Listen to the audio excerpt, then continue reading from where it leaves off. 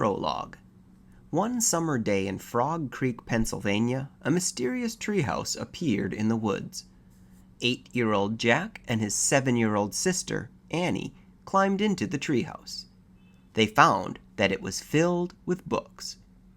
Jack and Annie soon discovered that the treehouse was magic. It could take them to the places in the books. All they had to do was point to a picture and wish to be there. Jack and Annie visited the time of dinosaurs, Old England, ancient Egypt, and a pirate ship. Along the way, they discovered that the treehouse belonged to Morgan Le Fay. Morgan was a magical librarian from the time of King Arthur. She traveled through time and space gathering books. Jack and Annie are about to start a whole new adventure in Night of the Ninjas. Chapter 1. Back into the Woods. "Let's look again, Jack," said Annie. Jack and Annie were walking home from the library. The path went right by the Frog Creek woods. Jack sighed. "We looked this morning," he said. "We looked the day before, and the day before that." "Then you don't have to come," said Annie. "I'll go look by myself." She took off into the woods. "Annie, wait!" Jack called. "It's almost dark. We have to get home." But Annie had disappeared among the trees. Jack stared at the woods. He was starting to lose hope. Maybe he would never see Morgan again. Weeks had passed, and there had not been one sign of Morgan Le Fay, nor had there been one sign of her magic treehouse. "Jack!" Annie called from the woods. "It's back!" "Oh, she's just pretending as usual," Jack thought. But his heart started to race. "Hurry!" called Annie. "She better not be kidding," said Jack. He took off into the woods to find Annie. Night was falling fast. Crickets chirped loudly. It was hard to see through the shadows. "Annie!" Jack shouted. "Here!" she called. Jack kept walking. "Here where?" he called. "Here, here!" Annie's voice came from above. Jack looked up. "Oh, man!" he breathed. Annie waved from the window of a treehouse. It was in the tallest oak in the woods. A long rope ladder hung down from it. The magic treehouse was back. "Come on up!" Annie shouted. Jack ran to the rope ladder. He started climbing. He climbed and climbed and climbed. As he climbed, he looked out over the woods. High above the treetops, it was still light. At last, Jack pulled himself into the treehouse. Annie sat in the shadows. Books were scattered everywhere. On the floor, the letter M glowed in the dim light. The M stood for Morgan Le Fay. But there was no sign of Morgan herself. "I wonder where Morgan is," said Jack. "Maybe she went to the library to get some more books," said Annie. "We were just at the library. We would have seen her," said Jack. "Besides, the library's closed now." Squeak! A little mouse ran out from behind a stack of books. It ran to the M shining on the floor. "Yikes!" said Annie. The mouse sat on the middle of the M. It looked up at Jack and Annie. "Oh, it's so cute," Annie said. Jack had to admit the mouse was cute. It had brown and white fur and big dark eyes. Annie slowly reached out her hand. The mouse didn't move. Annie patted its tiny head. "Hi, Peanut," she said. "Can I call you Peanut?" "Oh, brother," said Jack. "Do you know where Morgan is?" Annie asked the mouse. Squeak! "You're nuts, Annie," said Jack. "Just because the mouse is in the treehouse doesn't mean it's magic. It's a plain old mouse that crawled in, that's all." Jack looked around again. He saw a piece of paper on the floor. "What's that?" he said. "What's what?" asked Annie. Jack went over and picked up the paper. There was writing on it. "Oh, man," whispered Jack, after he read the words. "What is it?" said Annie. "A note," said Jack. "It must be from Morgan. I think she's in big trouble." Chapter 2. The Open Book.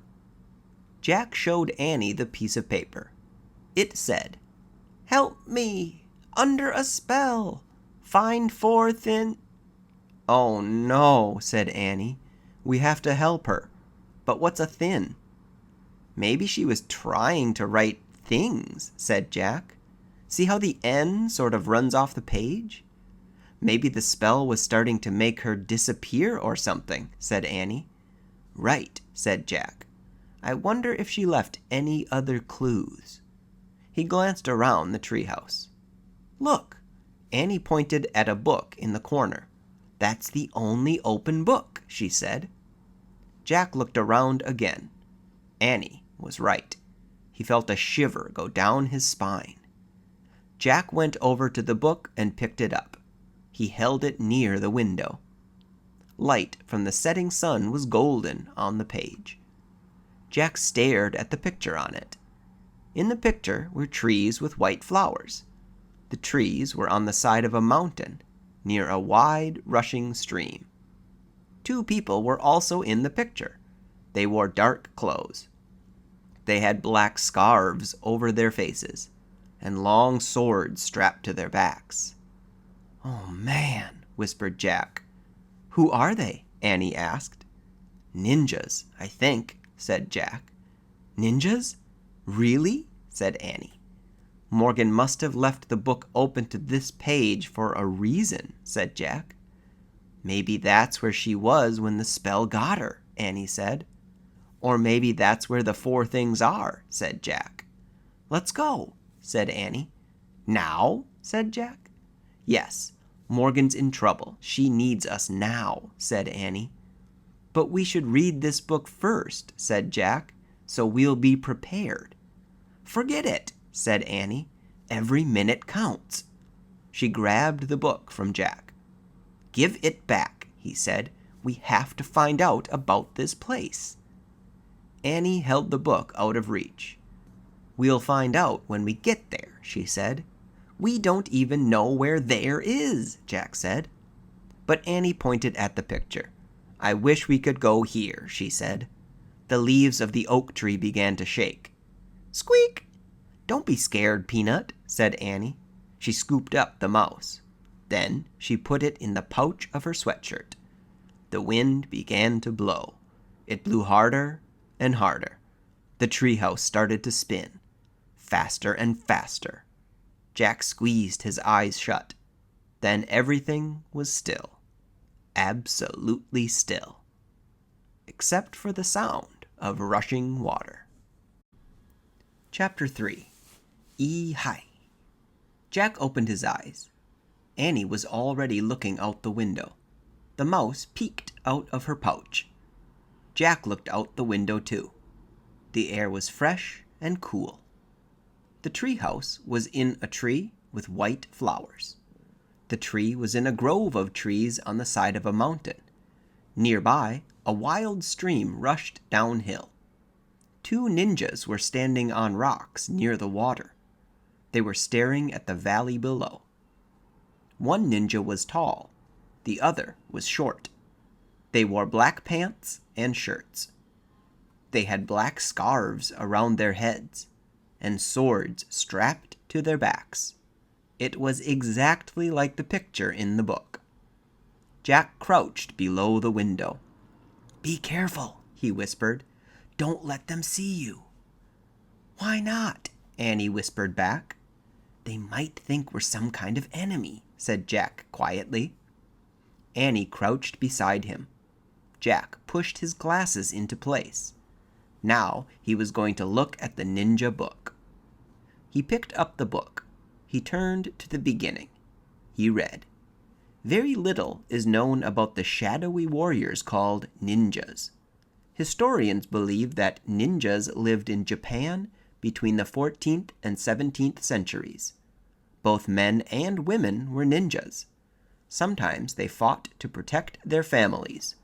Sometimes warlords hired them to be spies." "Wow," whispered Jack. "We're in Japan. hundreds of years ago. Jack opened his backpack. He pulled out his notebook and pencil. He liked to take notes. He wrote, "Ninjas were warriors in old Japan." "Jack," whispered Annie, "they're looking up. I think they know we're here." Jack peeked over the windowsill. His eyes met the dark eyes of the tall ninja. "Ee-hi!" the ninja cried. He dashed toward the tree. The other ninja followed. "Oh no," said Annie. "We've got to go," Jack said. "Where's the Pennsylvania book?" He and Annie looked around wildly. But where was the book about Pennsylvania? It had the picture of the Frog Creek woods in it. Jack and Annie couldn't get home without it. "It's not anywhere," cried Annie. "We've got to do something fast," said Jack. "Pull up the ladder." He and Annie grabbed the top of the rope ladder. They pulled the ladder into the treehouse.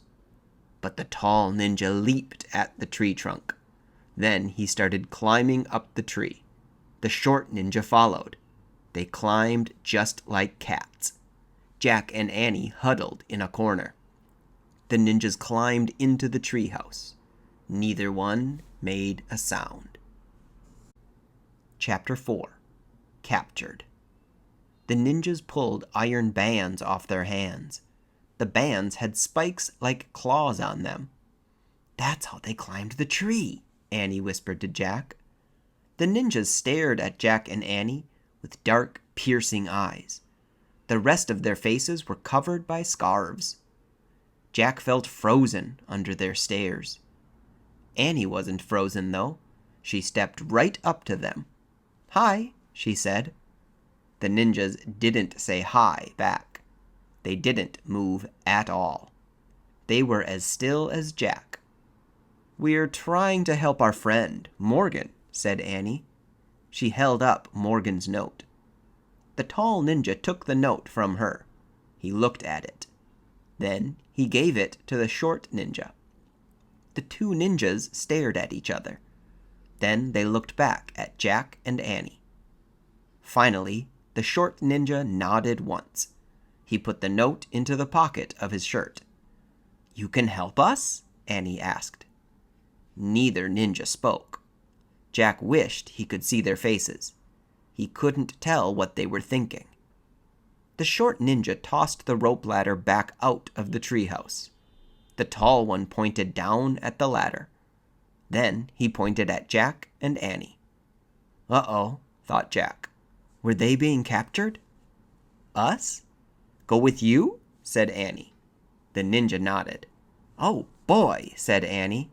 "Oh, boy? Is she nuts?" wondered Jack. The short ninja darted down the ladder. He went hand over hand. His feet didn't touch the rungs of the ladder. The tall one did the same. Jack gasped. The ninjas moved very fast. They were like spiders dropping from webs. "Wow," said Annie. "Now's our chance to leave," said Jack. "Quick!" He looked around the treehouse again. Where was that Pennsylvania book? "Let's go with them, Jack," said Annie.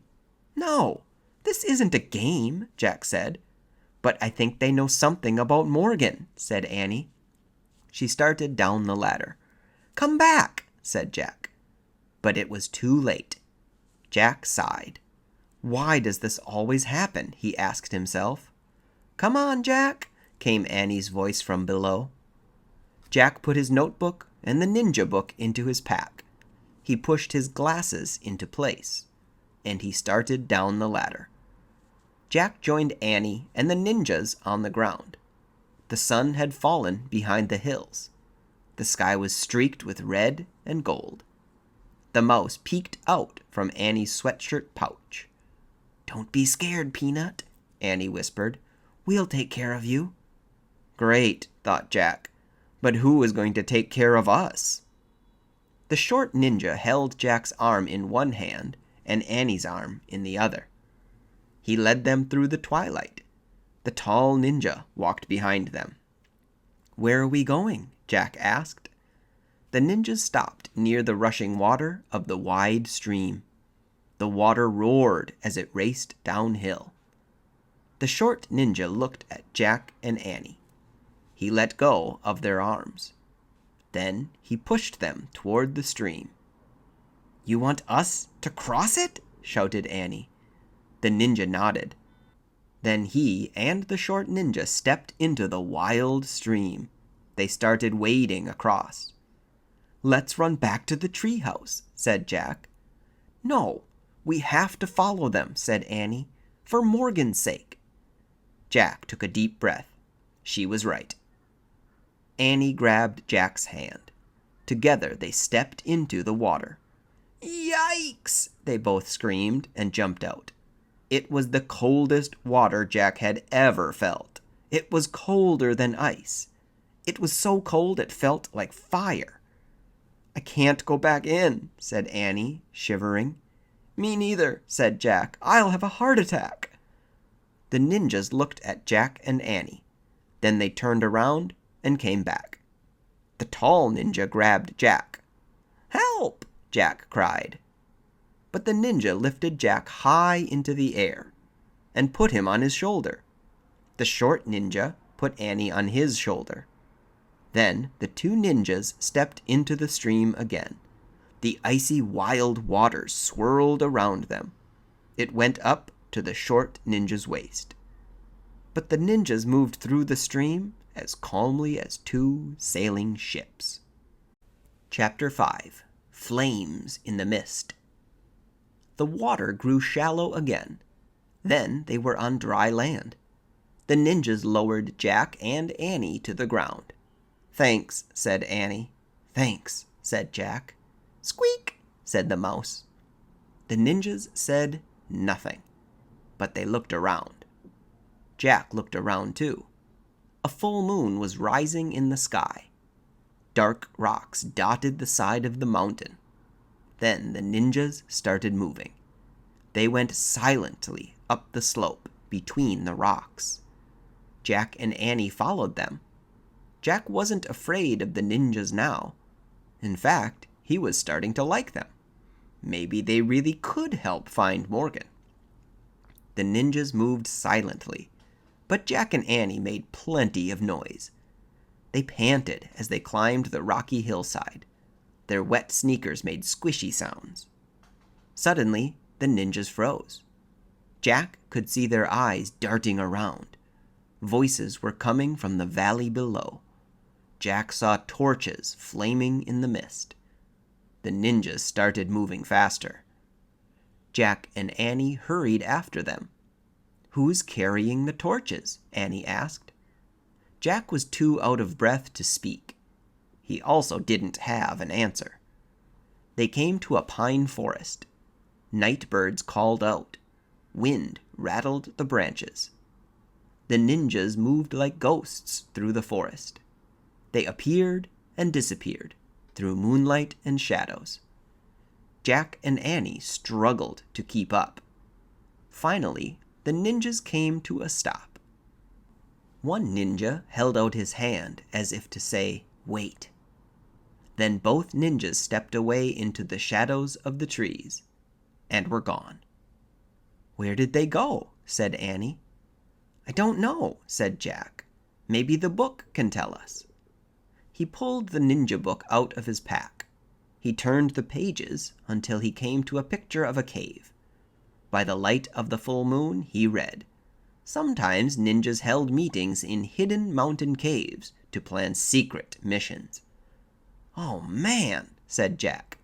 "I bet they went inside a hidden cave." He pulled out his notebook and pencil. He wrote, "Meetings in hidden caves." Jack turned the page. He stared at a picture of a ninja sitting on a mat. He read, "Ninjas took orders from a ninja master. The master was a mysterious, wise person who knew many secrets of nature." "Wow," whispered Jack. Just then, the two ninjas returned. Jack quickly put his books away. The short ninja motioned for Jack and Annie to follow. In the shadows was the entrance of a dark cave. "What's in there?" Annie whispered. "The ninja master," Jack whispered back. Chapter 6 Shadow Warrior. Jack and Annie went into the cave. They followed the ninja through the darkness. The back of the cave was lit with dozens of candles.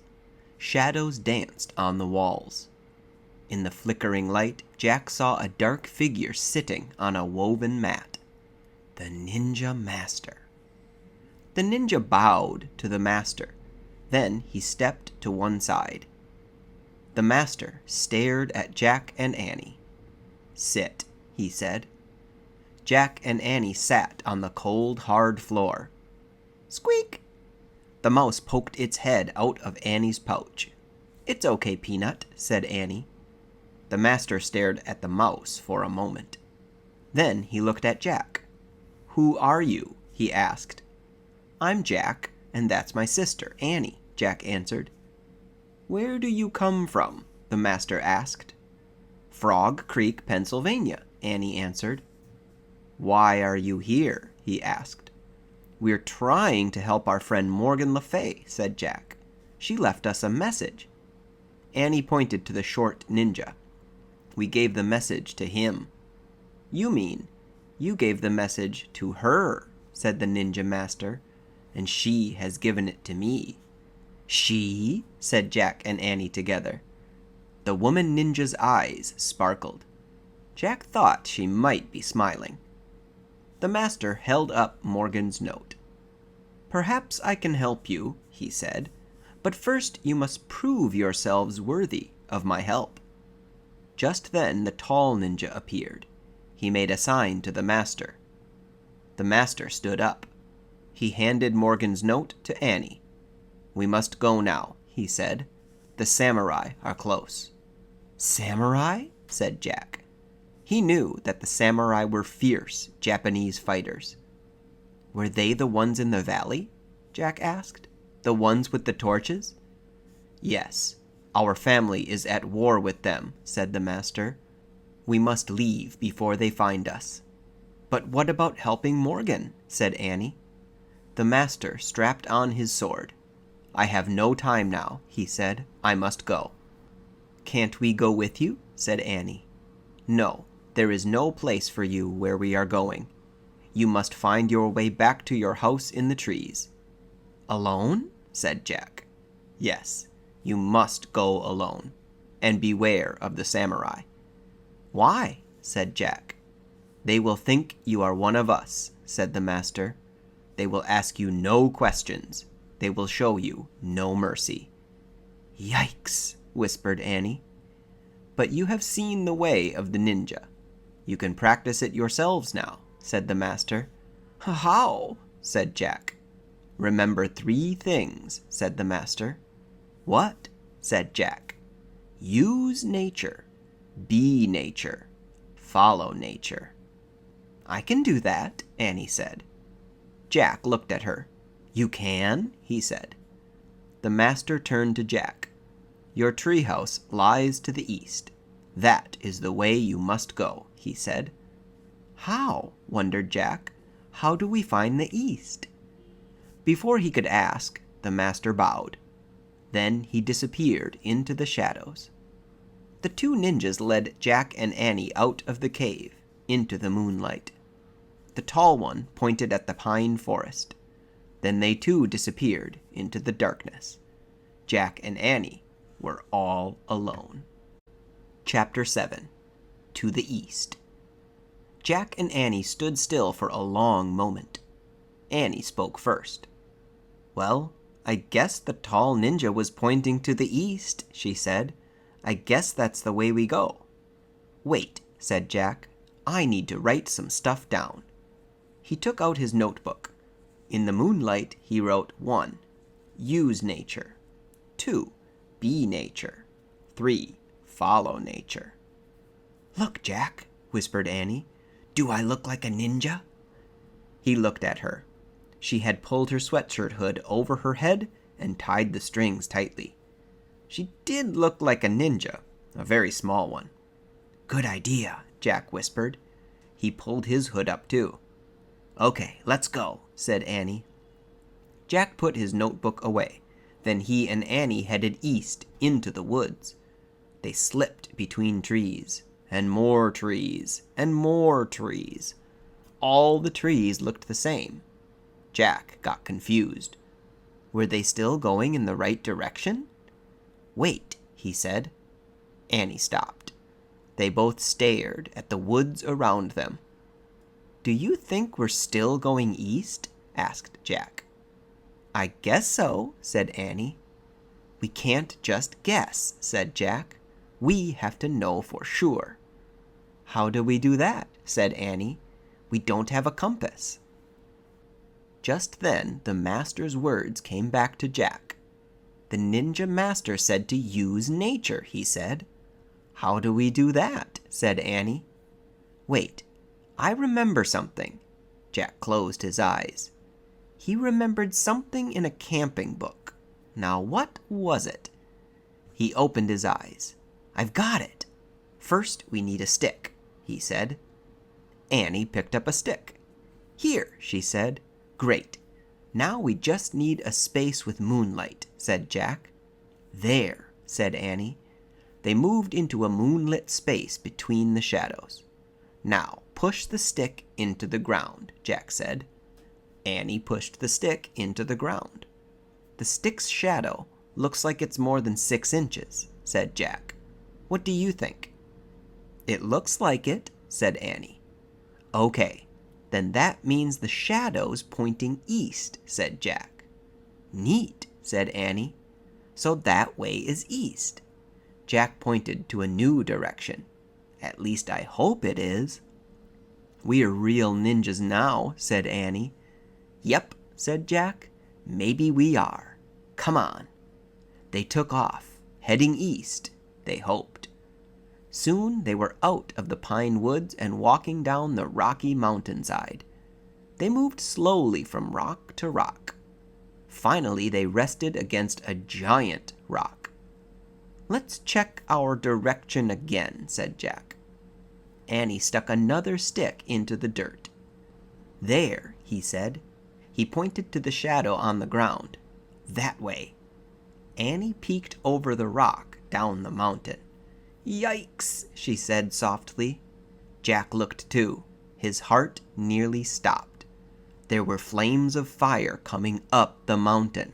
The samurai. Jack and Annie ducked behind the rock. "Squeak," said the mouse. "Quiet, Peanut," said Annie. Jack reached into his pack. He pulled out the ninja book. "I hope something in here can help us," he said. Jack flipped through page after page until he found what he was looking for. It was a picture of warriors wearing bamboo armor. They were holding swords. He read, "The samurai were fierce Japanese fighters. They carried 2 swords to cut down their enemies." Annie tapped Jack on the shoulder. Jack looked at her. She pointed up the mountain. A figure was coming down toward them. He was very near. In the moonlight, his bamboo armor was shining. His 2 swords were gleaming. It was a samurai warrior. Chapter 8. Dragon Water.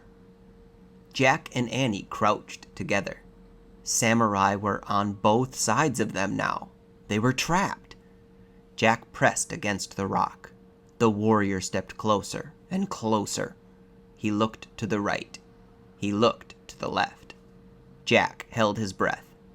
"Be nature," whispered Annie. "What?" Jack whispered back. "Be nature. Be a rock." "Oh, brother," thought Jack. This was nuts. But he squeezed his eyes shut. Then he tried to be part of the rock. Jack tried to be as still as the rock, as solid as the rock, as quiet as the rock. Soon he started feeling as strong as the rock, as safe as the rock. He wanted to be the rock forever. "Squeak!" "He's gone," said Annie. "They're all gone." Jack opened his eyes. The samurai warrior was gone. Jack stood up and looked over the rock. The torches were gone too. "Let's go," Annie said. Jack took a deep breath. He felt great. He was getting more and more like a ninja every minute, maybe even like a ninja master. East, he said, and they went east, down the mountain, between the rocks, until they came to the wide, icy stream. The water seemed even wilder than before. "I don't see the treehouse," said Annie. Jack looked across the stream to the dark grove of trees. Moonlight shone on their pale flowers. But where was the treehouse? "I don't see it either," said Jack. "We have to cross the water first. Then we'll try and find it." The water was crashing and rushing over the rocks. "Squeak!" The mouse peeked out from its pouch. "Don't be afraid," said Annie. She patted the mouse's little head. "Be like us. Be like a ninja, too." "Let's go," Jack said. He took a deep breath and stepped into the stream. The icy water swirled up to his knees. The current knocked him over. Jack grabbed some weeds. He held on tight as water swirled around him. He was freezing to death. "Jack!" Annie grabbed Jack's arms. She helped him back onto the bank. "That was close," said Annie. Jack wiped his glasses. Luckily, they hadn't fallen off in the water. "Are you okay?" said Annie. Not really," said Jack, his teeth chattering. He was chilled to the bone. "We'll never get across," said Annie. "We'll drown if we try." "Or freeze to death," said Jack. He pulled off the hood of his sweatshirt. He didn't feel much like a ninja anymore. Annie pulled off her hood too. She sighed. "What can we do?" she said. "Squeak!" Peanut climbed out of Annie's sweatshirt pouch and leaped onto the ground. The mouse scampered away. "Peanut, come back!" Annie called. "No," said Jack. "We have to follow Peanut." "Why?" asked Annie. "We have to do what the master said," said Jack. "Follow nature." "Oh, right," said Annie. "Follow Peanut." "But where is Peanut?" In the moonlight, Jack saw the little mouse. It was running through the grass along the stream. "There!" he cried. "Come on!" Annie hurried after Jack. Jack hurried after Peanut. They ran beside the rushing waters. A moonlit branch had fallen across a narrow part of the stream. It touched both shores. The mouse was running over the branch. "Peanut's going over a bridge," said Annie. She started to follow. "Wait!" cried Jack. "We can't go on that branch. It's too small. It'll break." Chapter 9. Mouse Walk. The mouse vanished into the tall grass on the other side of the stream. Jack and Annie stared at the tree branch. "We have to try to cross it," said Annie. "We're supposed to follow nature." "Forget it," said Jack. "It's too little. It'll crack in a second." "Maybe if we pretend we're mice, we can do it," said Annie. "Oh, brother," said Jack, "not again." "If you could be a rock, you can be a mouse," said Annie. "Just be teeny and light and fast." Jack took a deep breath. "We have to," said Annie. "Okay," Jack said. "Say squeak," said Annie. "You're nuts," said Jack. "Just do it," said Annie. "It'll help you feel more like a mouse." Jack groaned. "Okay," he said. "Squeak." "Squeak," said Annie. "Squeak, squeak, squeak," they said together. "Let's go. Hurry," said Annie. Jack stepped onto the branch. "I'm teeny, I'm light, I'm fast," he thought. Then he darted across the branch. Jack moved so quickly he didn't think about anything except getting to the other side. He forgot the wild, freezing water. He forgot the smallness of the branch. Suddenly, Jack was on the other side. Suddenly, Annie was right beside him. They laughed and fell together into the grass. "See, see, the branch didn't break," said Annie. "I guess it was big enough," said Jack. "I guess we just had to think the right way." "The peanut way," said Annie. "Yeah," said Jack, smiling. He felt great. He was still wet from his fall into the stream, but he didn't mind any more. Jack pushed his glasses into place and stood up. "Okay, now we just have to find the treehouse," he said. "No, we don't," said Annie. She pointed up. The treehouse was outlined against the moonlit sky, high in a tree, surrounded by white flowers.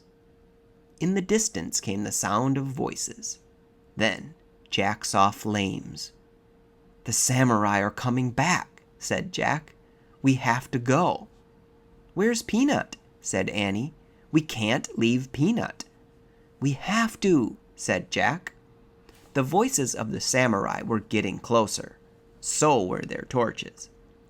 "Come on," Jack said. He grabbed Annie's hand. He pulled her toward the rope ladder. "Oh, Jack," she said sadly. "Go, go!" Annie started up the rope ladder. Jack followed. He felt sad, too. He liked that little mouse now. He liked it a lot. They climbed up and up. Just before they got to the top, Jack heard it. "Squeak!" "Oh, wow!" cried Annie. "Peanut's inside!" Annie pulled herself into the treehouse. Jack followed. He gasped. Someone else was in the treehouse too. A dark figure was sitting in the corner. "You have done well," the figure said. It was the ninja master. "You have followed the way of the ninja," he said. "Oh, man," breathed Jack. "Squeak!" The master was holding Peanut. "Take good care of your little helper," he said, handing the mouse to Annie. Annie kissed the mouse's tiny head. "And take this," said the master.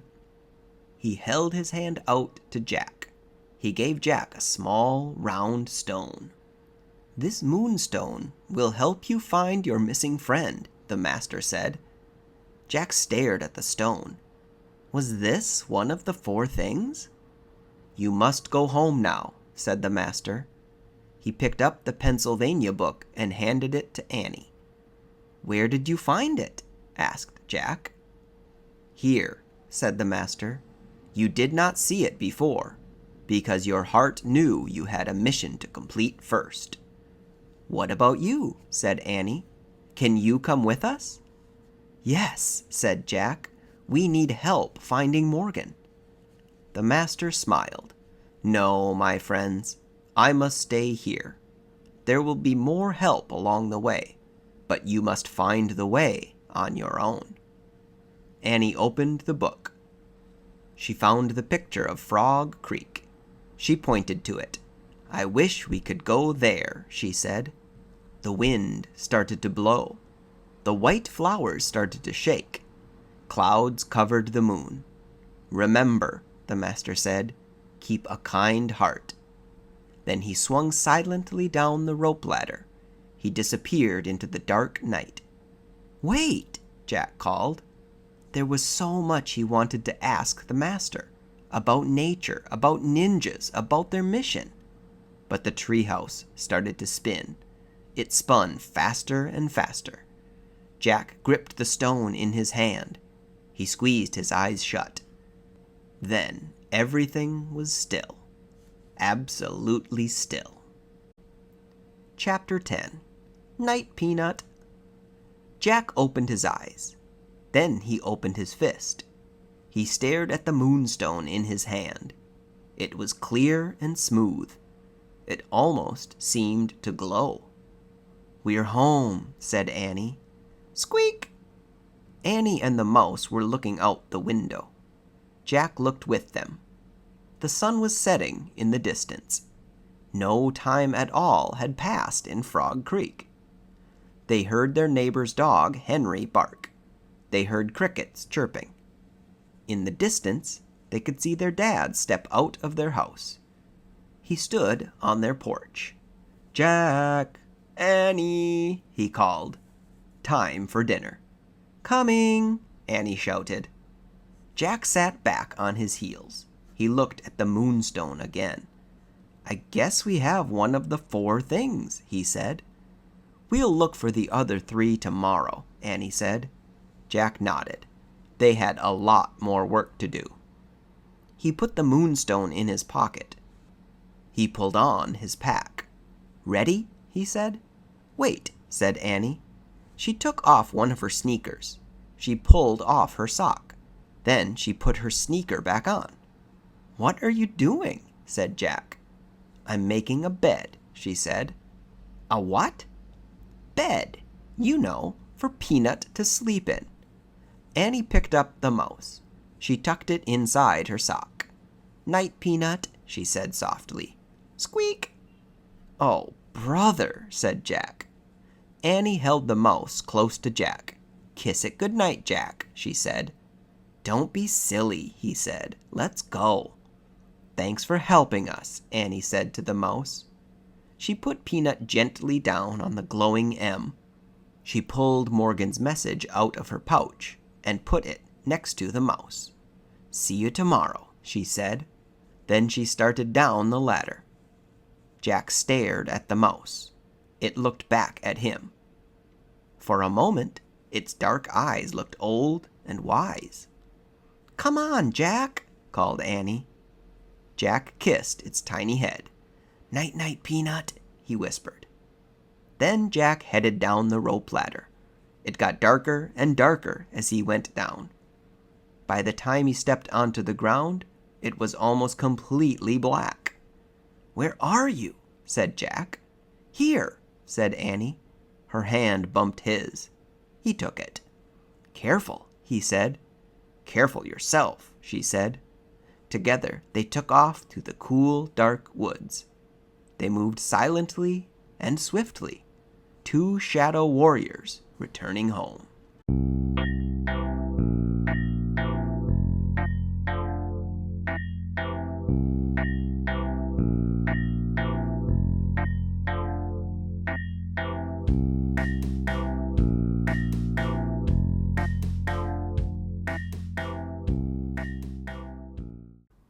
Prologue. One summer day in Frog Creek, Pennsylvania, a mysterious treehouse appeared in the woods. 8-year-old Jack and his 7-year-old sister, Annie, climbed into the treehouse. They found it was filled with books. Jack and Annie soon discovered that the treehouse was magic. It could take them to the places in the books. All they had to do was point to a picture and wish to go there. Jack and Annie visited the times of dinosaurs, knights, pyramids, pirates, and ninjas. Along the way, they discovered that the treehouse belongs to Morgan Le Fay. Morgan is a magical librarian from the time of King Arthur. She travels through time and space, gathering books. In their last adventure, Night of the Ninjas, Jack and Annie learned that Morgan was under a spell. To free her, Jack and Annie have to find 4 special things. In old Japan, they found the first thing, a moonstone. Now Jack and Annie are about to set out in search of the second thing, in Afternoon on the Amazon. Chapter 1. Where's Peanut? "Hurry, Jack!" shouted Annie. Annie ran into the Frog Creek woods. Jack followed her. "It's still there," Annie called. Jack caught up with Annie. She stood beside a tall oak tree. Jack looked up.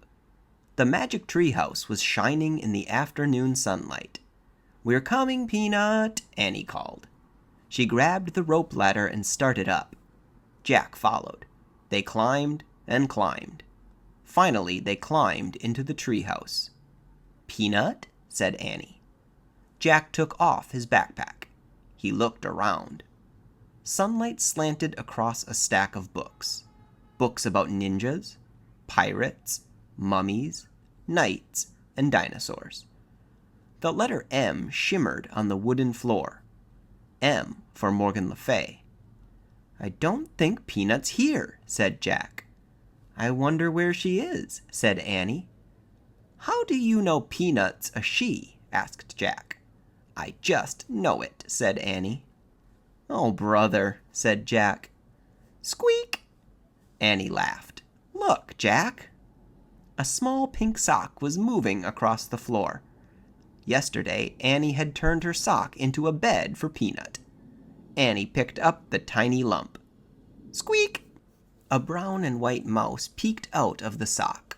She looked from Annie to Jack with her big eyes. Jack laughed. Hi, Peanut, he said. Will you help us again today? Asked Annie. In old Japan, Peanut had helped them when they'd gotten lost.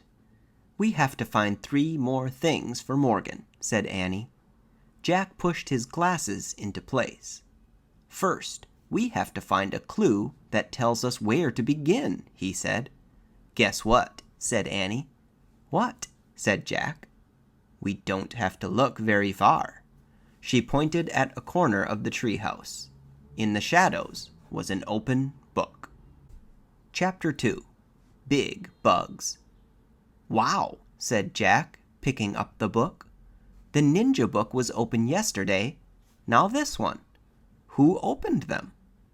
Jack closed the book and looked at the cover. It showed a picture of a green forest. The trees were very tall and close together. On the cover were the words, "The Rainforest." "Oh, wow," said Jack. "Oh, no," said Annie. "What's wrong?" said Jack. "I learned about the rainforest in school," said Annie. "It's filled with big bugs and spiders." "I know," said Jack. "Half of them have never even been named." "It's creepy," said Annie. "It's neat," said Jack. He wanted to take lots of notes in the rainforest. Maybe he could even name some unknown bugs. "Neat? Yuck," said Annie. She shivered. "I don't get it," said Jack. "You weren't afraid of dinosaurs." "So? You weren't afraid of the castle guards or the mummy's ghost. So? You weren't afraid of pirates or ninjas. So? You're not afraid of really scary things, but you're afraid of little bugs and spiders. That doesn't make sense." "So?" Jack sighed. "Listen," he said, "we have to go there to help Morgan. That's why the book was left open." "I know that," said Annie, frowning. "Plus, the rainforests are being cut down," said Jack.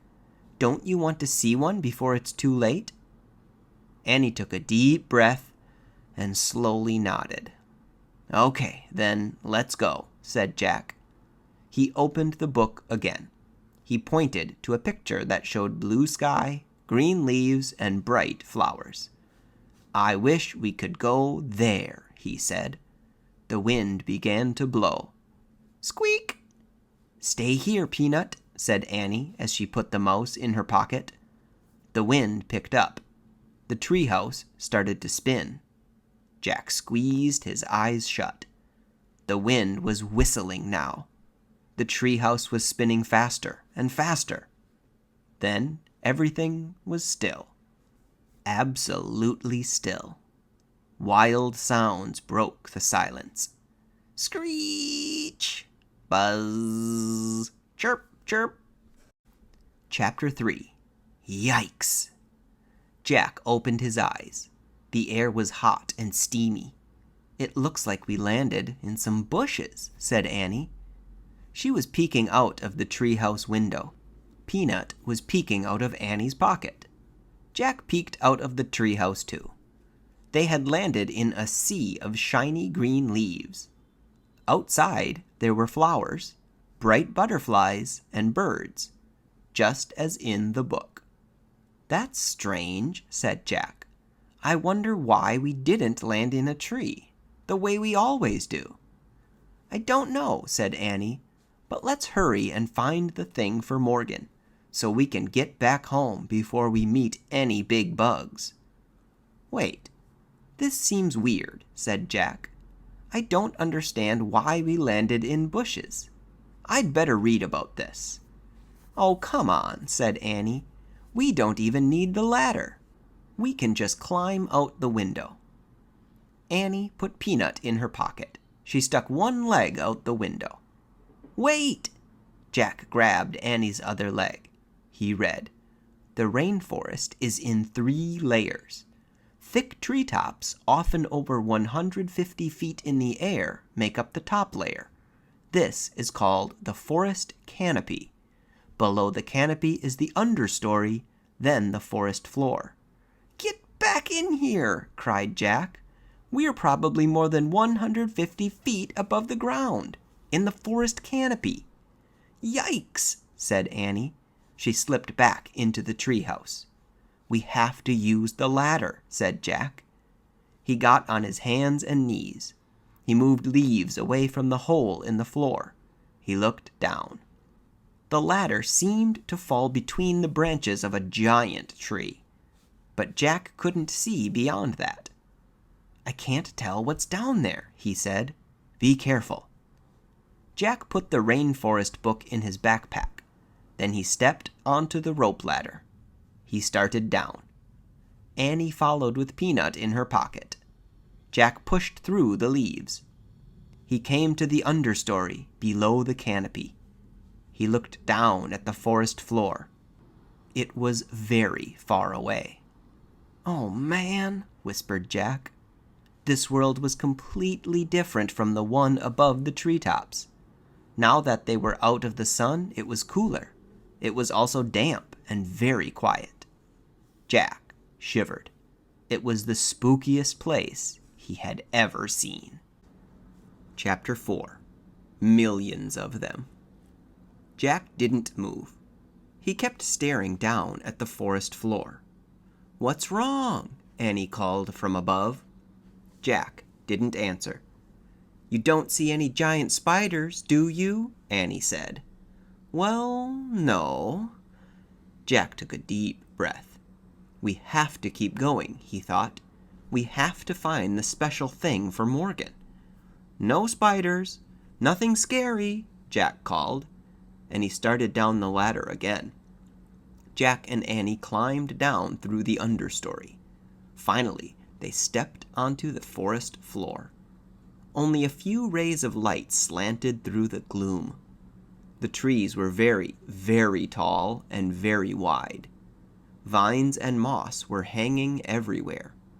The ground was covered with dead leaves. "Before we do anything, I'd better check the book," said Jack. He pulled out the rainforest book.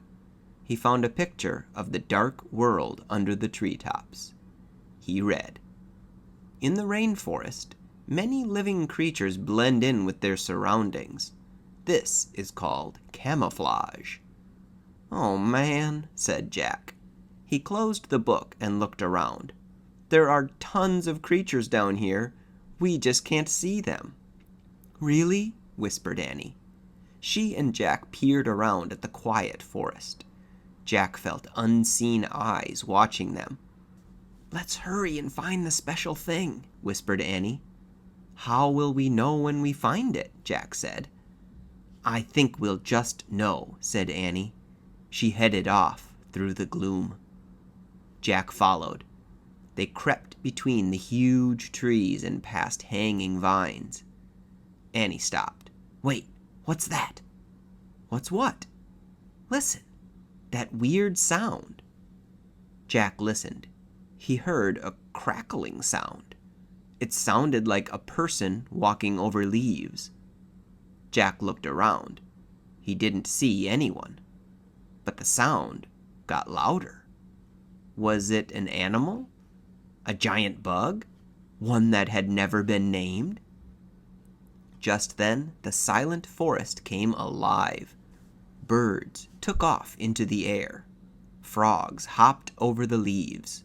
Lizards ran up the tree trunks. The weird noise grew louder and louder. "Maybe the book explains it," said Jack. He opened the book. He found a picture of different animals running together. He read, "When animals hear a crackling sound, they flee in panic. The sound means that 30 million flesh-eating army ants are marching through the dead leaves. "It's army ants!" cried Jack. "Millions of them!" "Where?" cried Annie. Jack and Annie looked around wildly. "There!" Annie pointed. Army ants, millions and millions of them, were marching over the leaves. "Run to the treehouse!" cried Annie. "Where is it?" said Jack, whirling around. All the trees looked the same. Where was the rope ladder? "Just run!" cried Annie. Jack and Annie took off. They ran over the dead leaves. They ran between wide tree trunks. They ran past the hanging vines and mosses. They climbed over thick roots. Jack saw a clearing ahead. It was filled with sunlight. "That way!" he cried. Jack and Annie hurried toward the light. They pushed their way through the bushes. They burst onto the bank of a river. They stared at the slow-moving brown water. "Do you think the ants will come this way?" Annie said, panting. "I don't know," said Jack. "But if we wade a few feet into the river, we're safe. The ants won't go into the water. Come on." "Look," said Annie. She pointed to a big log rocking at the edge of the river. The inside of the log was dug out. "It looks like a canoe," said Jack. He listened to the crackling sound in the distance. "Let's get in it. Quick." Jack shoved the book into his backpack. Then he and Annie carefully climbed into the dug-out log. Annie leaned out of it. She pushed away from the bank with her hands. "Wait," said Jack. "We don't have paddles." "Oops," said Annie. The canoe started moving slowly down the muddy river. Chapter 5. Pretty Fish. Squeak! Annie patted the little mouse in her pocket. "It's okay, Peanut. The ants can't get us in the river. We're safe," she said. "Maybe safe from the ants," said Jack. "But where is this canoe going?" Jack and Annie stared at the river.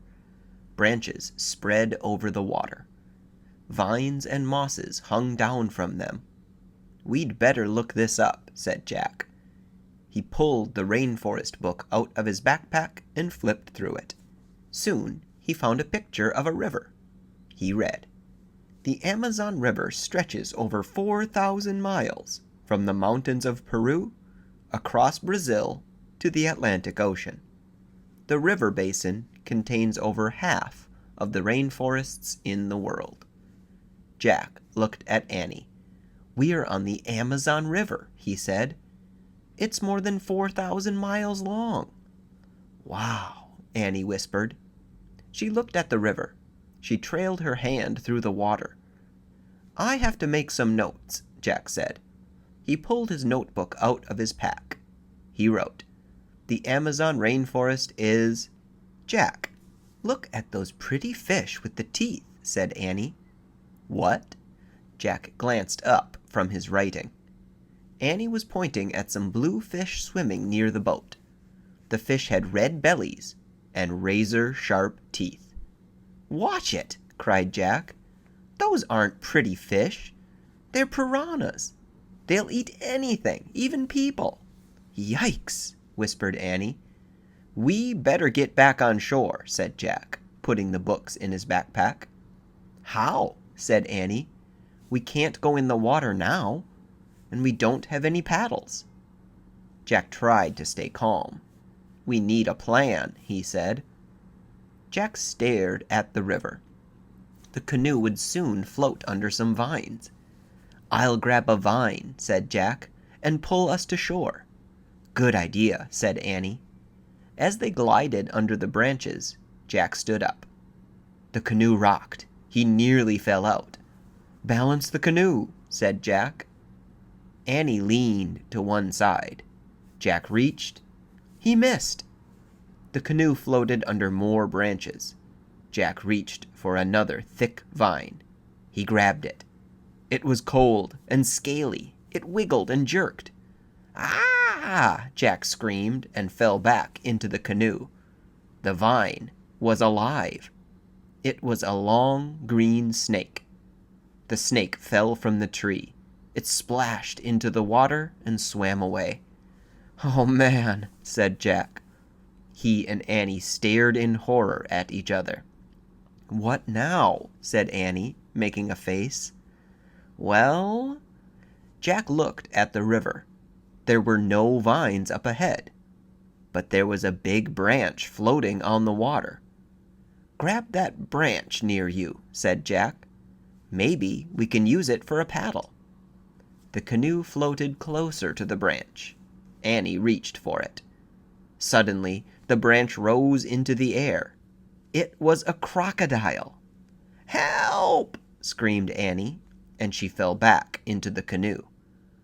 The crocodile opened and closed its huge, long jaws.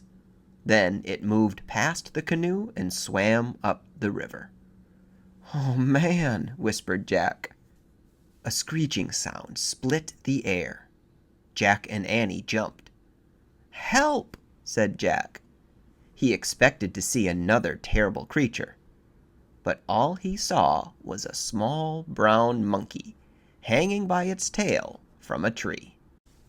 Chapter 6. Monkey Trouble. "Squeak! Squeak!" Peanut poked her head out from Annie's pocket. She seemed to be yelling at the monkey. "Don't worry, Peanut," said Annie. "He's just a little monkey. He won't hurt us." But suddenly, the monkey grabbed a big red fruit hanging from the tree. He hurled it at the canoe. "Watch it!" shouted Jack. The fruit fell into the water with a splash. The monkey screeched even louder. He grabbed another fruit. "Don't throw things at us!" shouted Annie. But the monkey hurled the red fruit right at them. Jack and Annie ducked again, and the fruit splashed into the water. "Stop that!" Annie shouted. But the monkey only waved his arms and screeched again. "Oh, brother," said Jack, "I don't believe this." The monkey grabbed a third fruit and hurled it at Jack and Annie. It landed inside the canoe with a thump. Annie grabbed the fruit.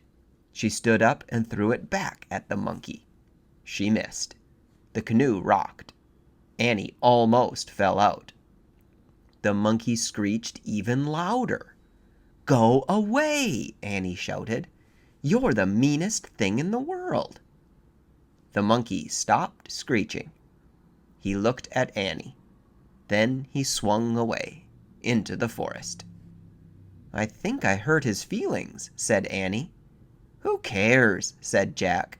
"He shouldn't throw things." "Uh-oh," said Annie. "It's raining now." "What?" Jack looked up. A raindrop hit him in the eye. "Oh, no. I don't believe this," Jack said. "What did you expect?" said Annie. "It is the rain forest." A gust of wind blew the canoe. Thunder rolled in the sky. "A river's a bad place to be in a storm," said Jack. "We have to get back to shore, right now." "But how?" said Annie. "We can't wade or swim. The piranhas, the snake, and the crocodile will get us." Screeching split the air again. "Oh, no," said Jack. The bratty monkey was back. This time, the monkey was pointing a long stick at the canoe. Jack crouched down. Was the monkey going to hurl the stick at them, like a spear? Annie jumped up and faced the monkey. "Watch it! He's nuts," said Jack. But the monkey just stared at Annie, and Annie just stared back at him. After a long moment, the monkey seemed to smile. Annie smiled back. "What's going on?" said Jack. "He wants to help us," Annie said. "Help us how?" said Jack. The monkey held out the long stick. Annie grabbed the other end. The monkey pulled on the stick. The The canoe started floating toward him. The monkey pulled the canoe all the way to the bank of the river. Chapter 7. Freeze. Jack and Annie jumped out of the canoe. The rain was starting to fall harder. The monkey took off. He swung from tree to tree, heading up the riverbank. He screeched and beckoned to Jack and Annie. "He wants us to follow him," said Annie. "No, we have to find the special thing, then go home," said Jack.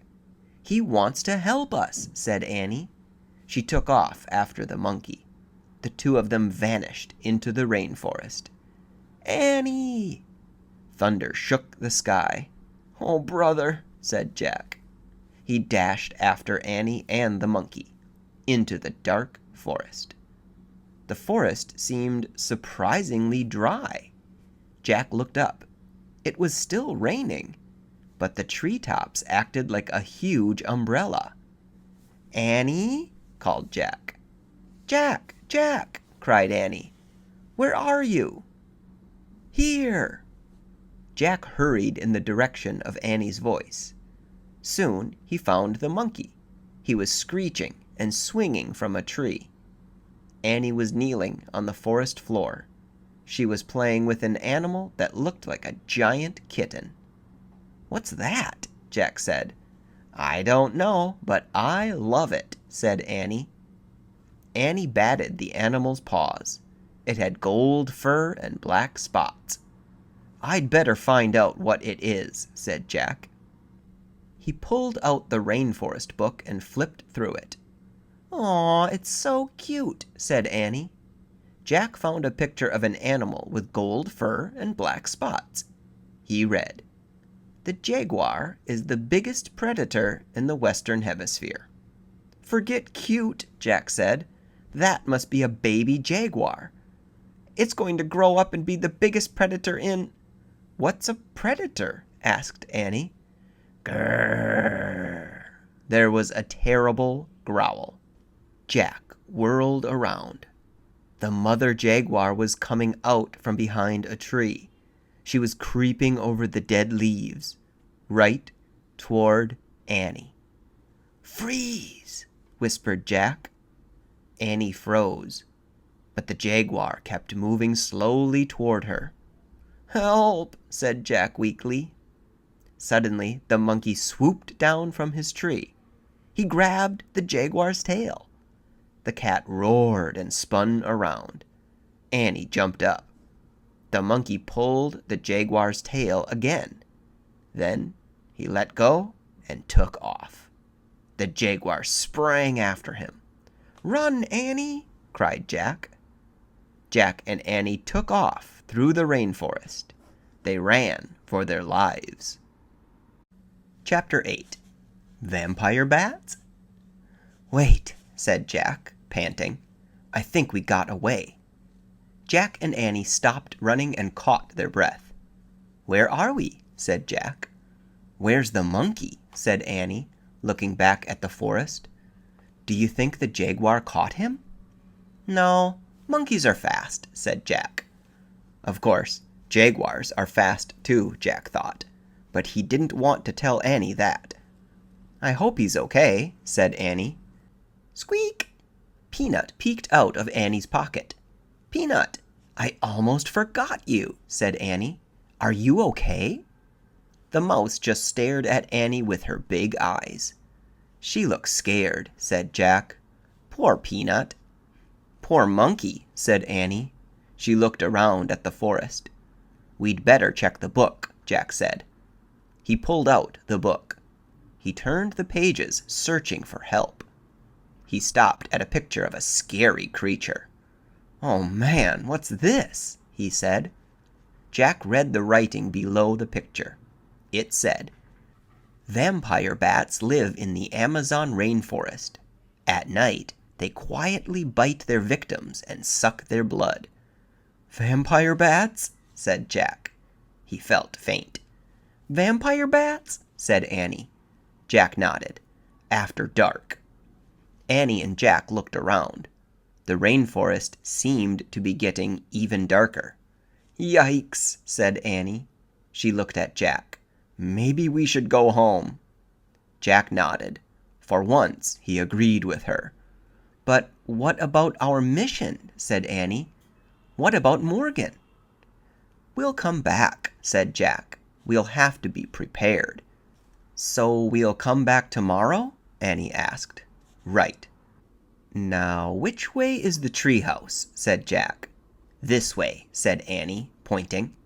"That way," said Jack, pointing in the opposite direction. They looked at each other.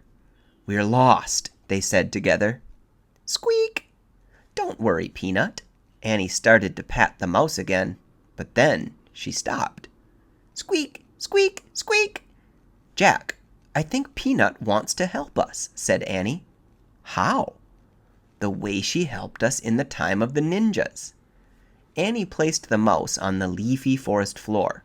"Take us to the treehouse, Peanut." The mouse took off. "Where'd she go?" said Annie. "I don't see her." "There," said Jack. He pointed to leaves rustling on the ground. A streak of white passed over the leaves. "Yes, there," said Annie. Jack and Annie followed the moving leaves. The streak of white appeared and disappeared. Suddenly, Jack stopped. The forest floor was still. There was no sign of Peanut. "Where is she?" asked Jack. He kept staring at the ground. "Jack!" Jack glanced around. Annie was standing on the other side of a nearby tree. She was pointing up. Jack looked up. "The treehouse. Oh, whew," Jack said softly. "She saved us again," said Annie. "She's running up the ladder, all by herself. Look." Annie pointed at the rope ladder. Peanut was climbing up one of the ropes. "Let's go," Jack said. Annie started up the ladder. Then Jack. They followed Peanut all the way up to the canopy of the rainforest. Chapter 9. The Thing. Jack and Annie climbed into the treehouse. Peanut was sitting on a stack of books.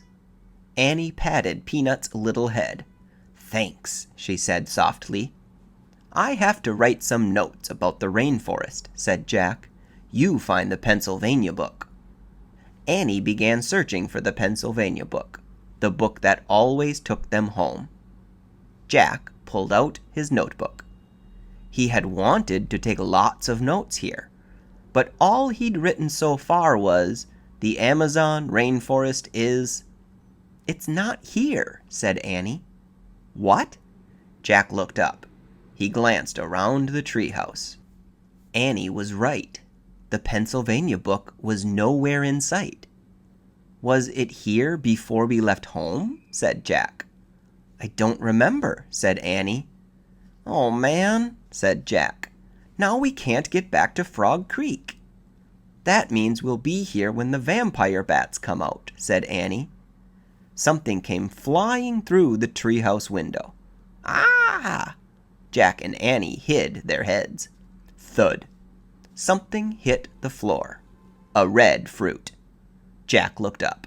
The monkey was sitting in the window. His head was cocked to one side. He seemed to be grinning at them. "You're safe," said Annie. "Thanks for saving us," said Jack. The monkey just grinned. "I have just one question," said Annie. She pointed at the fruit. "Why do you keep throwing those at us?" The monkey grabbed the fruit. "No, don't throw it," said Jack. He ducked. But the monkey didn't throw the fruit. He held it out to Annie. He moved his lips as if he were trying to say something. Annie stared into the monkey's eyes. He moved his lips again. "Wow," said Annie softly. "I understand now." "Understand what?" said Jack. Annie took the fruit from the monkey. "This is it," she said. "The thing we need." "What thing?" said Jack. "One of the special things we're supposed to find for Morgan," Annie said. to free her from the spell." "Are you sure?" said Jack. Before Annie could answer, Jack saw the Pennsylvania book. "Look, our book," he said, pointing. "We found the thing, and now we can see the book," said Annie. "That's the way it works, remember?" Jack nodded. Now he remembered. The Ninja Master said they wouldn't be able to find the Pennsylvania book until they had found what they were looking for. The monkey screeched with laughter. Jack and Annie looked at him. He was clapping his hands together. Annie laughed with him. "How did you know to give this to us?" she said. "Who told you to do that?" The monkey just waved at Jack and Annie. Then he turned and swung away out of the treehouse. "Wait," said Jack, looking out the window. Too late. The monkey was gone. He had vanished below the treetops. "Goodbye," called Annie. A happy screech came from the mysterious world below. Jack sighed. He picked up his notebook again. He looked at his writing. "The Amazon rainforest is—" He had to write something before they left. He quickly added, "amazing." Jack put away his notebook. Annie picked up the Pennsylvania book. "Now it's really time to leave," she said. She turned to the picture of the Frog Creek woods. "I wish we could go there," she said, pointing at the picture. The wind started to blow. The leaves began to tremble. The treehouse began to spin. It spun faster and faster. Then everything was still. Absolutely still. Chapter 10. Halfway There. Squeak! Jack opened his eyes. Peanut was on the treehouse windowsill. "We're home," said Annie. Jack breathed a sigh of relief. Annie held the fruit up to the afternoon light. "What exactly is this?" she asked. "Maybe it's in the book," Jack answered. He pulled out the rainforest book. He flipped through the pages. He came to a picture of the red fruit. "Here it is," he said. He read out loud. "The mango has a sweet taste like that of a peach." Mango!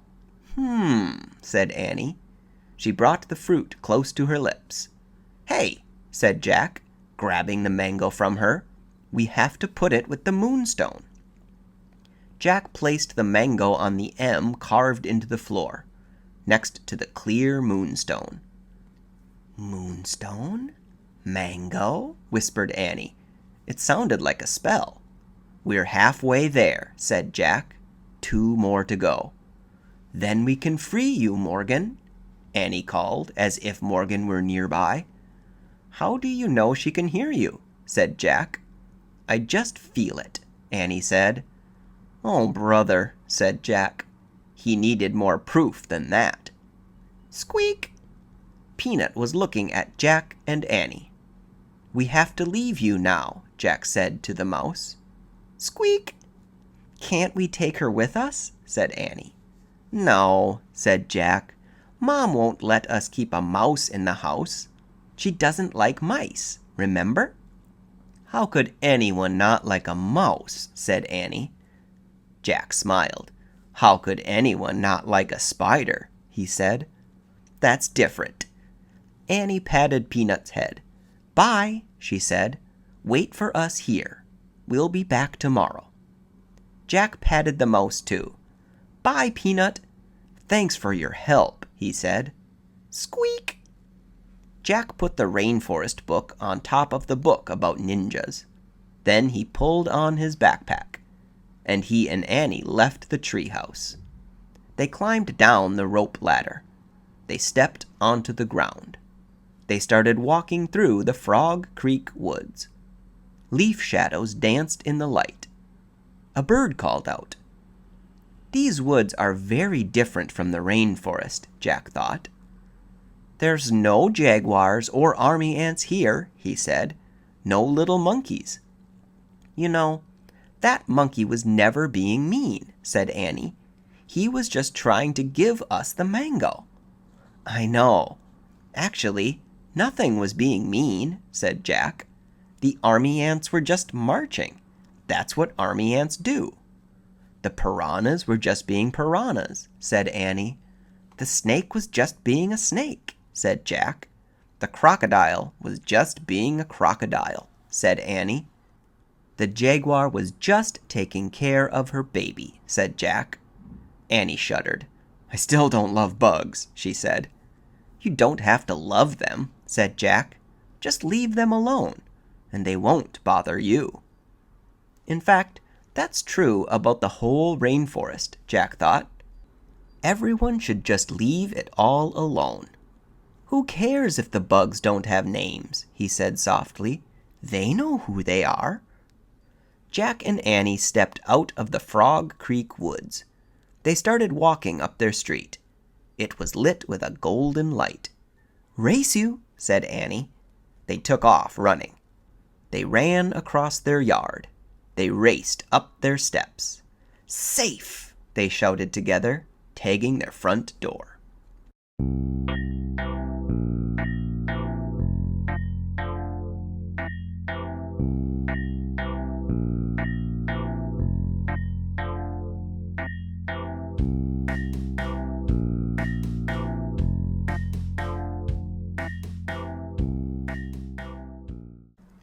Prologue. One summer day in Frog Creek, Pennsylvania, a mysterious treehouse appeared in the woods. 8-year-old Jack and his 7-year-old sister Annie climbed into the treehouse. They found it was filled with books. Jack and Annie soon discovered that the treehouse was magic. It could take them to the places in the books.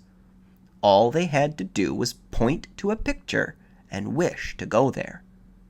Jack and Annie visited dinosaurs, knights, an Egyptian queen, pirates, ninjas, and the Amazon rainforest. Along the way, they discovered that the treehouse belonged to Morgan Le Fay. Morgan was a magical librarian. She traveled through time and space gathering books for King Arthur's library. On their 5th adventure, in Night of the Ninjas, Jack and Annie found a little mouse in the treehouse. Annie named their new friend Peanut. Jack and Annie also found a note from Morgan. The note told them that she was under a spell. To free her, Jack and Annie must find 4 special things. They found the first thing in old Japan, and the second in the Amazon rainforest. Now, Jack, Annie, and Peanut are about to set out in search of the third thing in Sunset of the Saber-Tooth. Chapter 1. The M Things. Let's go to the treehouse, said Annie. She and Jack were passing the Frog Creek woods on their way home from their swimming class at the Y. No, I want to go home and change out of my bathing suit, said Jack. Oh, that'll take too long, said Annie. Don't you want to save Morgan as soon as possible? Of course, said Jack. Then come on, before the sun sets, said Annie. They darted into the woods. Jack sighed. He gave up on the idea of changing out of his bathing suit. He pushed his glasses into place. He followed Annie into the Frog Creek woods. The warm air smelled fresh and green. He moved through patches of sunlight and shadow. Soon he came to a small clearing. He looked up. There it was, the magic treehouse in the tallest tree in the woods. Hurry, called Annie. She was climbing the rope ladder up to the treehouse. Jack grabbed the ladder. He started up after her. Finally, they reached the treehouse. Squeak! A mouse sat on the windowsill. Hi, Peanut, cried Annie. Jack patted the tiny head. Sorry we didn't come sooner, Annie said, but we had to go to our swimming lesson. Squeak! What happened while we were gone? Asked Annie, looking around the treehouse. Jack stared at the large M carved into the wooden floor. On the M were the moonstone and the mango, the special things they'd found on their last 2 journeys. "Hey, guess what?" said Jack. "Moonstone and mango start with the letter M, just like Morgan." "You're right," said Annie. "I bet all 4 things start with an M," said Jack. "Right," said Annie. "I wonder where we'll find the next one." She and Jack stared at the stack of books in the treehouse. Books on the Amazon rainforest, ninjas, pirates, mummies, knights, and dinosaurs. All of them were closed. Only one book lay open in the corner. "We're just about to find out," said Jack. They walked over to the open book. They looked at the page the book was opened to. It showed a picture of rocks and snow. "Wow," said Annie, running her finger over the picture. "I love snow. I wish we could go there right now." "Wait," said Jack. "We're not prepared." Then he had another thought. "And we're wearing our bathing suits. Stop!" "Oops," said Annie. Too late. The wind started to blow. The leaves started to shake. The treehouse started to spin. It spun faster and faster. Then everything was silent. It was as silent as the falling snow. Chapter 2. Bones. Jack, Annie, and Peanut looked outside. Snow was falling from a gray sky. The treehouse was in the tallest tree in a grove of tall, bare trees. The grove was on a wide, white plain. Beyond the plain were high, rocky cliffs. "I'm cold," said Annie. Her teeth chattered.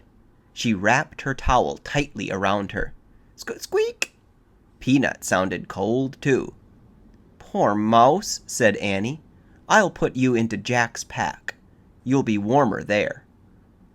Annie slipped Peanut into the pocket of the backpack. "We have to go home," said Jack. "We need warmer clothes." "We can't go home," said Annie. "We can't find the Pennsylvania book. Not until our mission is complete. Remember? That's the way the magic works." "Oh, right," said Jack. He looked around. There was no sign of the Pennsylvania book that always took them home. Annie peered out the window again. "Where are we, anyway?" she asked. "I'll find out," said Jack. He picked up the open book and read the title on the cover. Life in the Ice Age. "Ice Age?" said Annie. "No wonder we're cold." "We better find the 3rd M thing soon," said Jack, "before we freeze to death." "Look," whispered Annie. "People." She pointed out the window. Jack saw them too. 4 figures on a cliff. 2 big figures and 2 little ones, all holding long spears. "Who are they?" said Annie. "I'll look in the book," said Jack. He found a picture of some people. He read the caption to Annie. Early modern humans were called Cro-Magnons. During the late Ice Age in Europe, they sometimes lived in caves beneath cliffs. "Why are they carrying spears?" said Annie. Jack turned the page. He found another picture of the Cro-Magnons. He read aloud. The Cro-Magnon family often hunted together. They covered deep pits with branches. Then they drove reindeer and mammoths into the traps. "Oh, trapping the animals. That's sad," said Annie. "No, it's not," said Jack. "They couldn't live without hunting. They didn't have supermarkets, you know." They watched the family disappear over the other side of the cliff. "Come on, I'm freezing," said Jack. "Let's hurry and find the M thing, while the Cro-Magnons are hunting."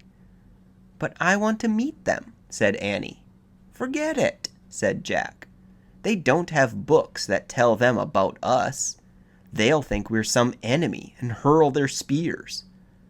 "Yikes," said Annie. Jack put his book away. Squeak! Peanut peeked out of the backpack. "Stay in there," said Annie. Jack pulled on his pack and started down the rope ladder. Annie followed. On the icy ground they huddled together. The wind was biting. Jack put his towel over his head.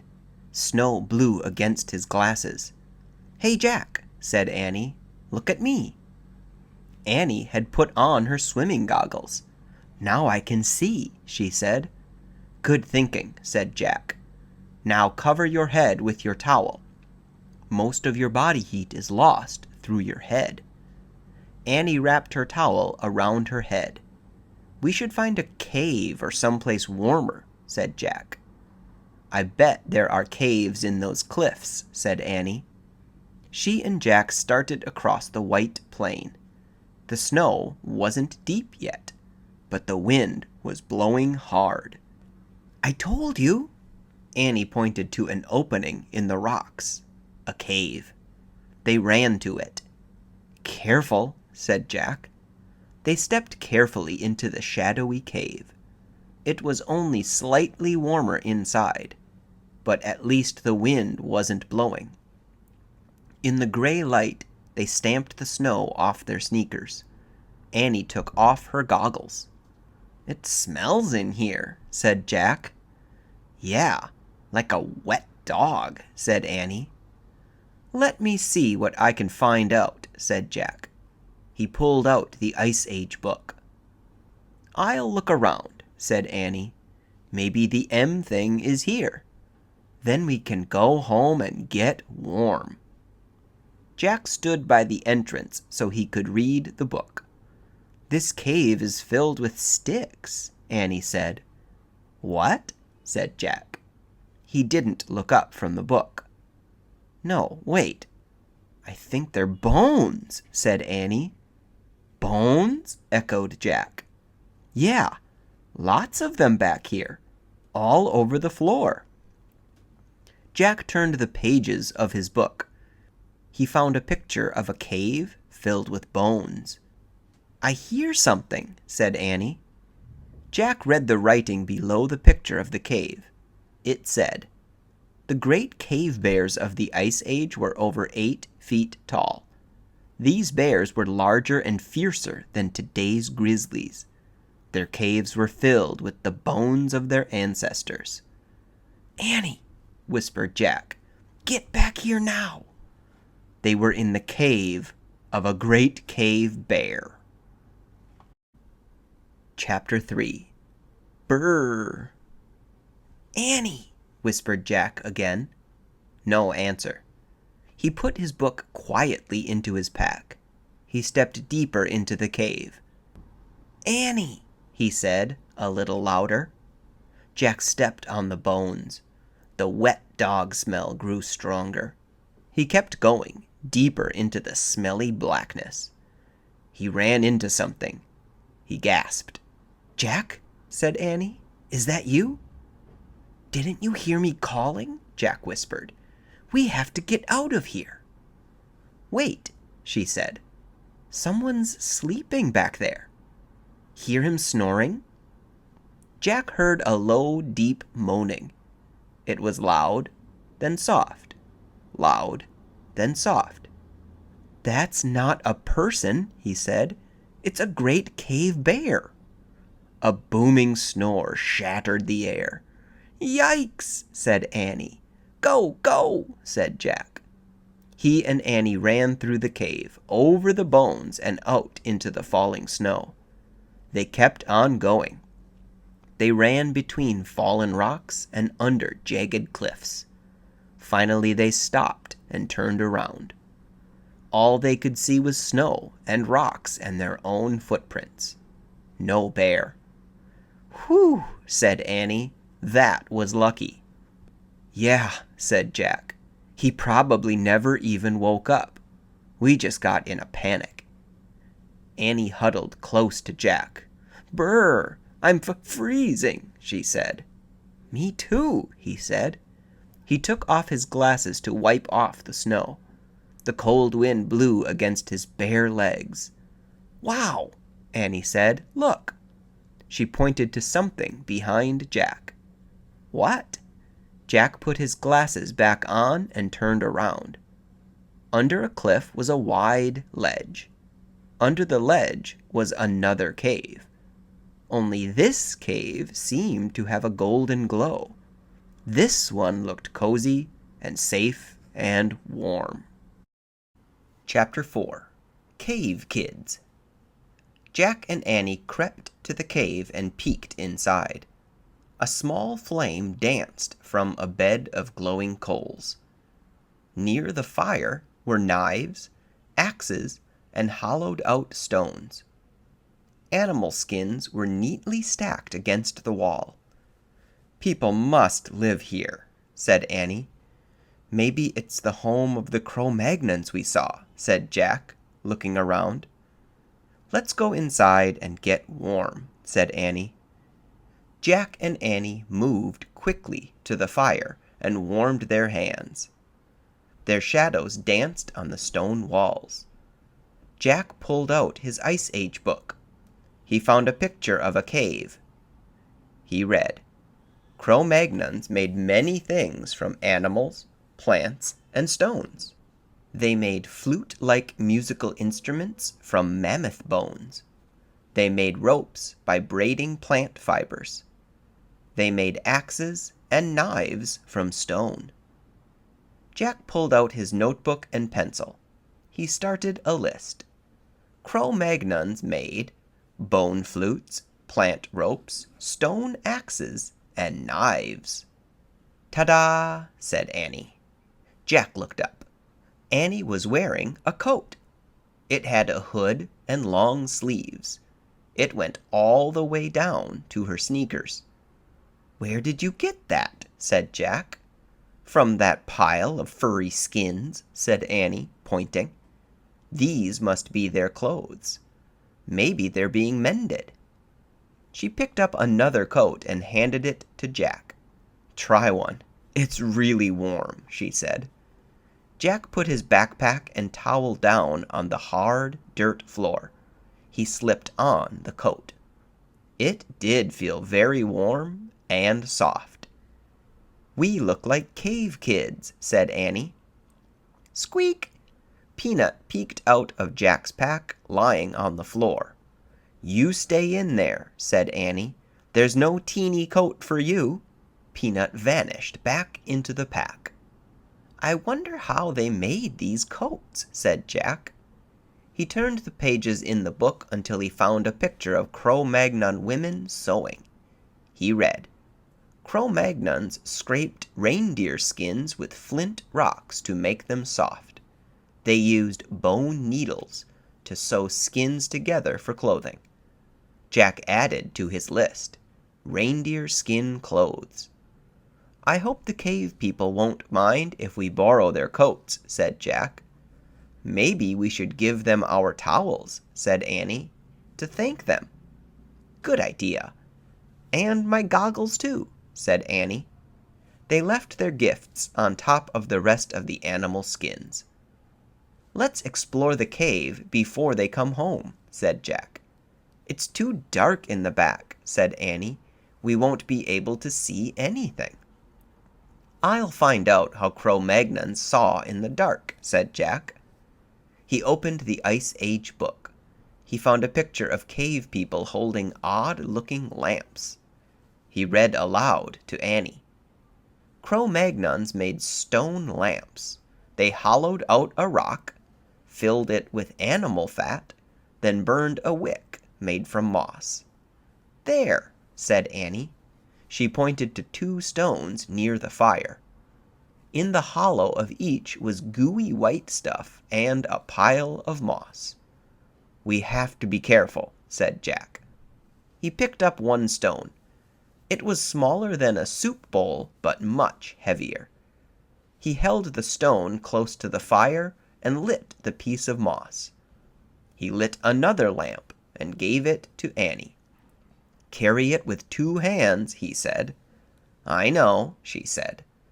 Jack tucked the book under his arm. He and Annie carried their stone lamps to the back of the cave.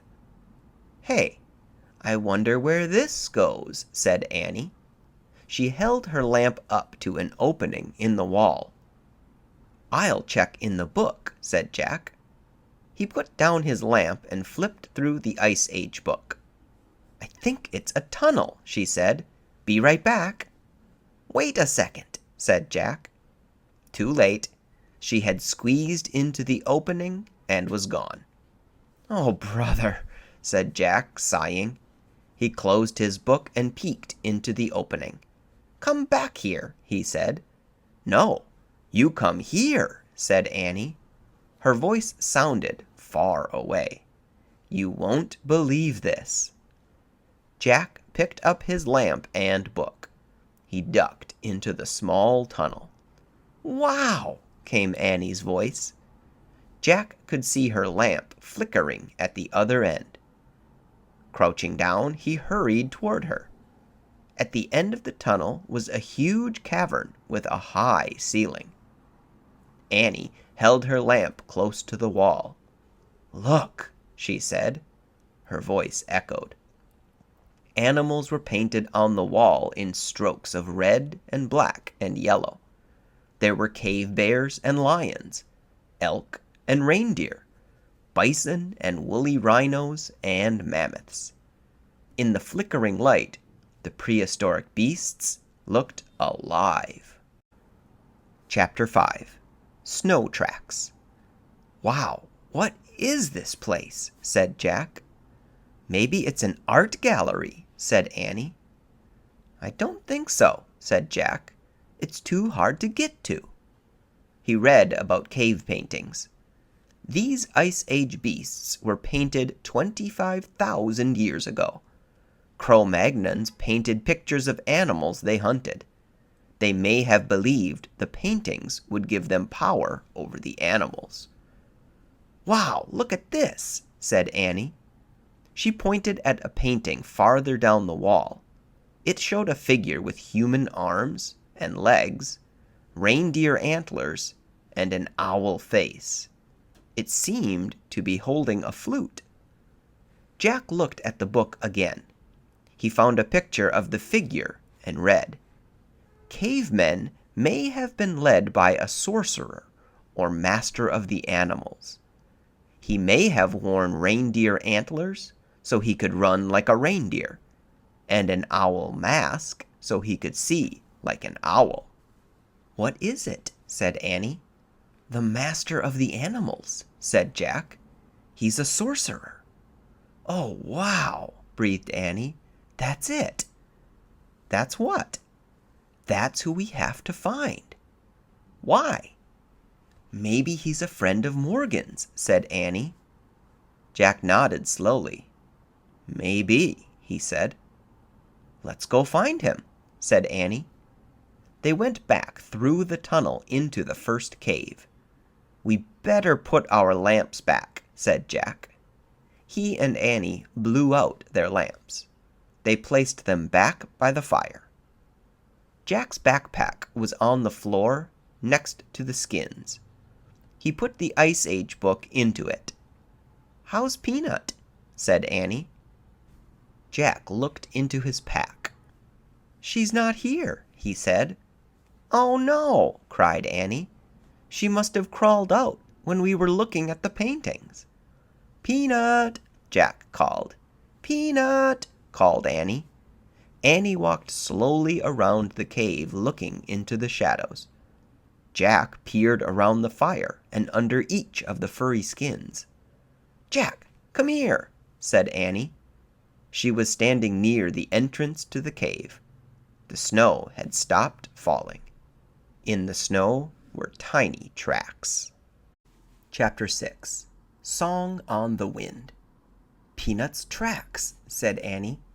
"We have to find her before she freezes."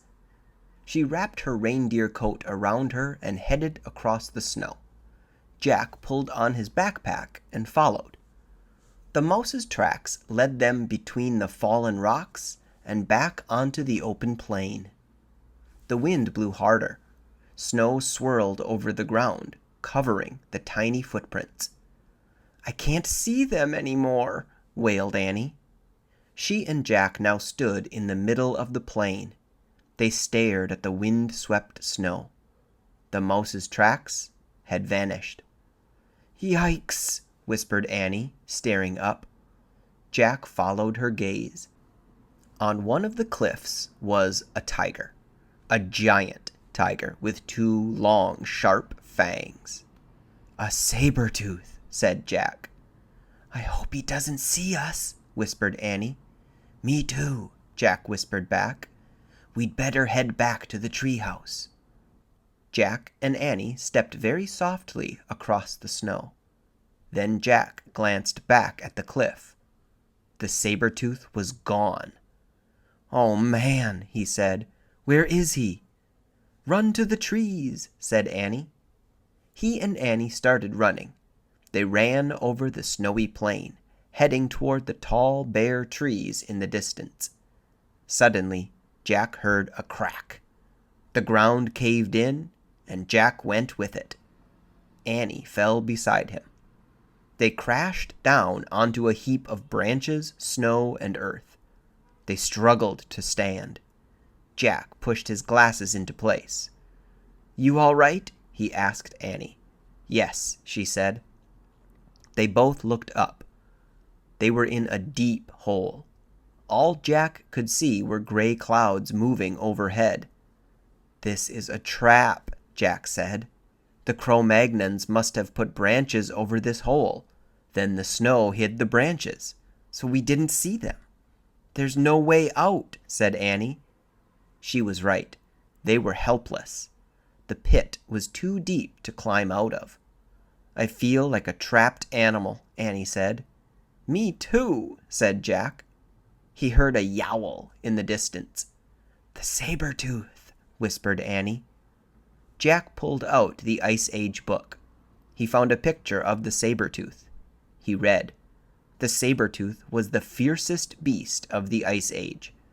It attacked humans as well as woolly mammoths and other large animals. "Oh, brother," said Jack. "Listen."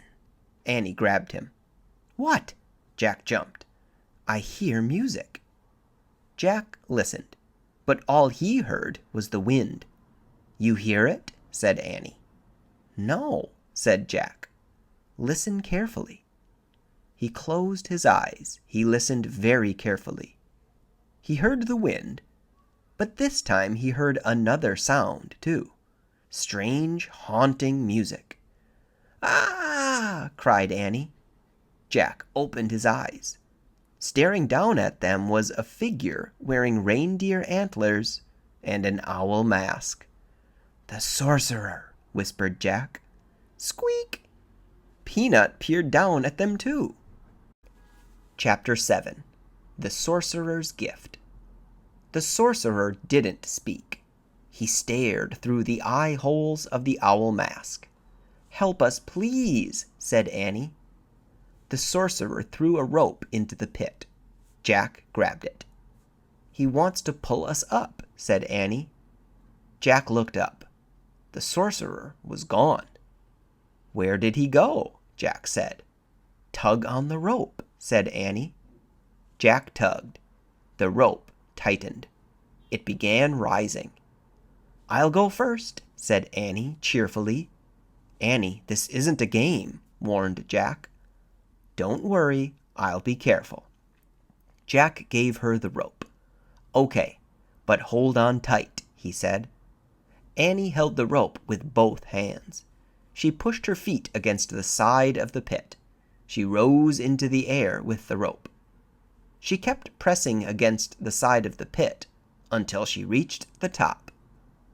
Jack saw the sorcerer reappear and help Annie up. Then they moved out of sight. Jack was puzzled. The sorcerer had used both hands to help Annie. So who held the other end of the rope?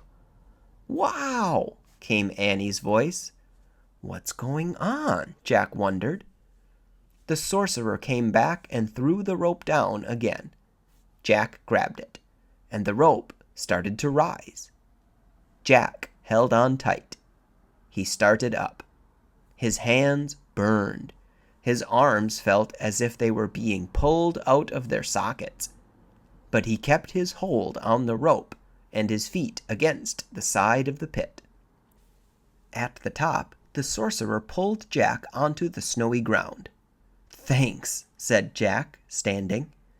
The sorcerer was tall. He wore a long fur robe. Jack could see only his eyes through the owl mask. "Hey!" Annie called. Jack turned. Annie was sitting on a woolly mammoth. Squeak! Peanut was sitting on the mammoth's head.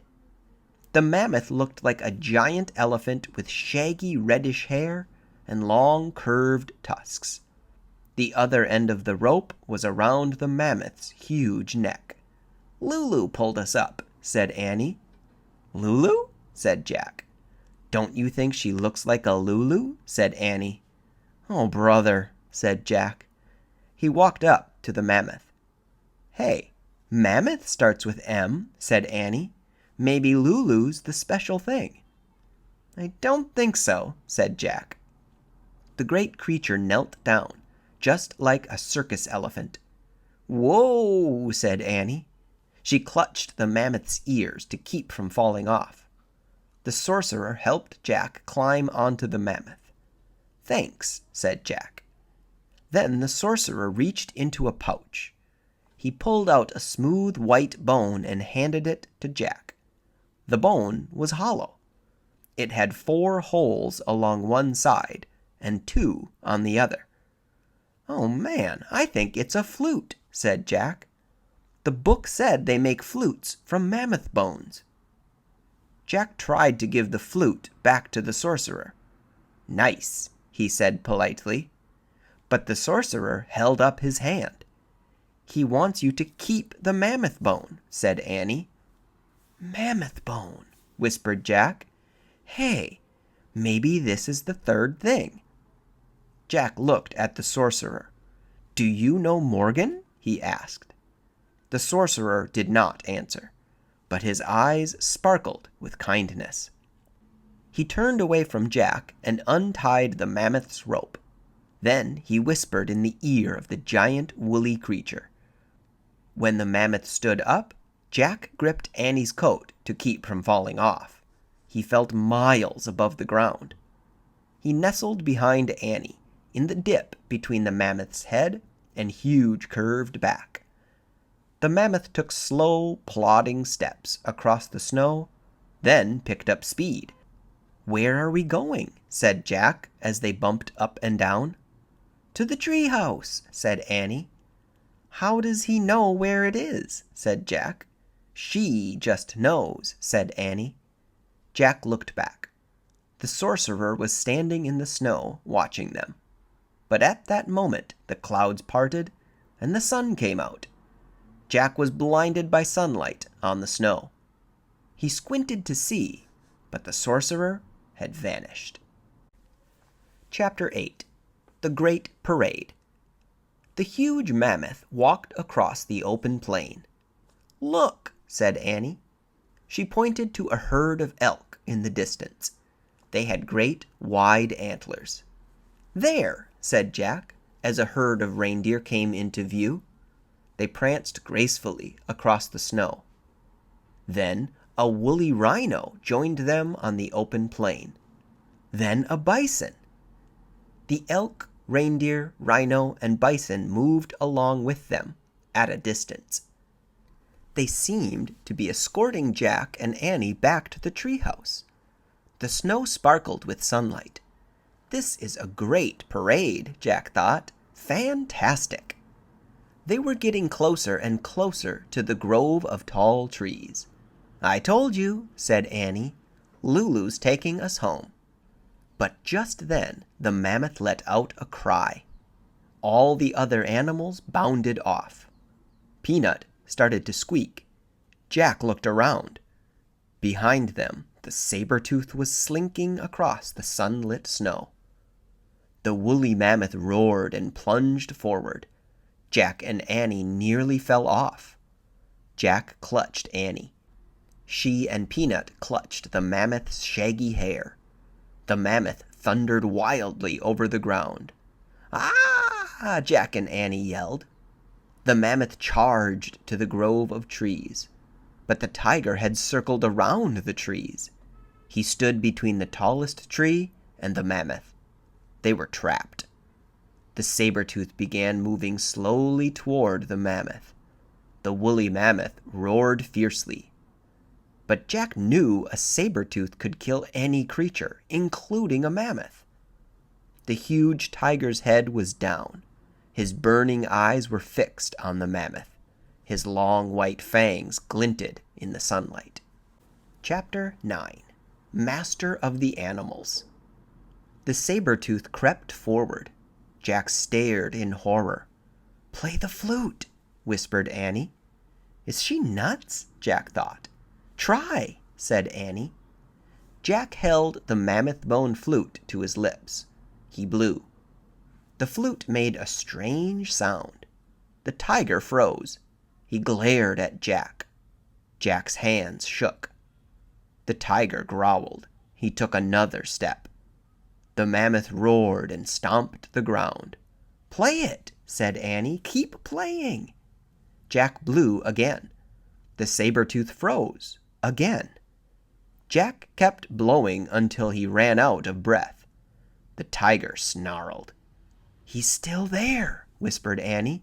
"Keep it up." Jack closed his eyes. He took a deep breath. Then he blew as hard and as long as he could. He covered and uncovered the holes on the bone. The music sounded strange, as if it were coming from another world. "He's leaving," Annie whispered. Jack raised his eyes. The saber-tooth was slinking off toward the cliffs. "We did it," said Annie. Jack lowered the flute. He felt very tired. The mammoth waved her trunk happily. "To the tree house, Lulu," said Annie. The woolly mammoth snorted. Then she lumbered over to the tallest tree. From the back of the mammoth, Jack grabbed the rope ladder. He held it for Annie. She stroked the mammoth's giant ear. "Bye, Lulu." "Thank you," she said. Annie grabbed the rope ladder. Then she started up. Peanut climbed up too. After they disappeared into the treehouse, Jack climbed onto the ladder. He looked back at the woolly mammoth. "Bye, girl," he said. "Go home now, and watch out for the saber-tooth." The mammoth walked away into the sunset. When Jack couldn't see her anymore, he started up the rope ladder. He pulled himself into the treehouse. "Ta-da!" said Annie. She handed the Pennsylvania book to Jack. Jack smiled. Now he was positive they had found the third M thing. Their mission was complete. "Before we leave, we have to give our coats back," said Annie. "Oh, right," said Jack. They took off their reindeer skin coats and dropped them to the ground. "Brrr," said Annie. "I hope the Cro-Magnon people find them." Jack stared out the window. He wanted to take one last look at the prehistoric world. The sun was setting behind the hills. 4 people were crossing the snowy plain. It was the Cro-Magnon family. "Hey!" shouted Annie. "Shh!" said Jack. The Cro-Magnons stopped and peered in Annie and Jack's direction. "We left your reindeer skins down there." Annie pointed to the ground. The tallest person stepped forward and raised a spear. "Time to go," said Jack. He grabbed the Pennsylvania book. He found the picture of Frog Creek and pointed at it. "I wish we could go home," he said. "Goodbye! Good luck!" Annie called, waving out the window. The wind started to blow, and the treehouse started to spin. It spun faster and faster. Then everything was still. Absolutely still. Chapter 10. This Age. Birds sang. The air was soft and warm. I hope they find their coats, said Annie. Me too, said Jack. He pushed his glasses into place. Squeak! Hey, you! How did you find the sorcerer? Annie asked Peanut. Squeak! It's a secret, huh? Said Annie. She turned to Jack. Where's the flute? He held up the mammoth bone. Then he placed it on the M carved into the floor, next to the mango from the rainforest, next to the moonstone from the time of ninjas. Moonstone, mango, mammoth bone, Annie said. We need just one more M thing. Then Morgan will be free from her spell. Tomorrow, said Jack. Annie patted Peanut on the head. Bye, you, she said. She started down the rope ladder. Jack gathered his things. He paused and glanced at the mouse. She stared at him with big brown eyes. Thanks again for helping us, he said. Then he climbed down the rope ladder and jumped onto the ground. Jack and Annie ran through the Frog Creek woods onto their street. Their neighborhood looked rosy in the sunset. It's great to be back in this age, Jack thought. Warm and safe and almost home. I'm glad we don't have to go hunting for dinner, he said. Yeah, Mom and Dad already did that, said Annie, at the supermarket. I hope they trapped some spaghetti and meatballs, said Jack. I hope they trapped a pizza, said Annie. Hurry, I'm starving, said Jack. They ran up their sidewalk and through the front door. We're home, shouted Annie. What's for dinner? Shouted Jack.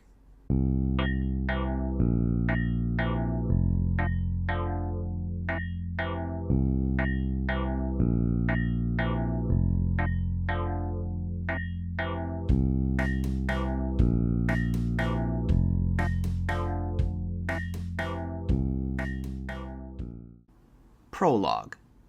One summer day in Frog Creek, Pennsylvania, a mysterious treehouse appeared in the woods. 8-year-old Jack and his 7-year-old sister Annie climbed into the treehouse. The treehouse was filled with books, and it was magic. It could go any place that was in a book. All Jack and Annie had to do was to point to a picture and wish to go there. They visited dinosaurs, knights, an Egyptian queen, pirates, ninjas, and the Amazon rainforest. Along the way, they discovered that the treehouse belonged to Morgan Le Fay. Morgan was a magical librarian from the time of King Arthur. She traveled through time and space, gathering books for her library. One day, Jack and Annie found a note that said Morgan was under a spell. Jack and Annie set out in the magic treehouse to find 4 special things that would free her. With the help of a mouse named Peanut, Jack and Annie found the first thing in Old Japan, the second in the Amazon rainforest, and the third in the Ice Age. Now, Jack, Annie, and Peanut are ready to find the last thing in Midnight on the Moon. Chapter 1. By Moonlight. Jack, whispered a voice. Jack opened his eyes. He saw a figure in the moonlight. Wake up! Get dressed! It was his sister Annie. Jack turned on his lamp. He rubbed his eyes. Annie was standing beside his bed. She wore jeans and a sweatshirt. Let's go to the treehouse, she said. What time is it? Asked Jack. He put on his glasses. Don't look at your clock, said Annie. Jack looked at his clock. Oh, man, he said.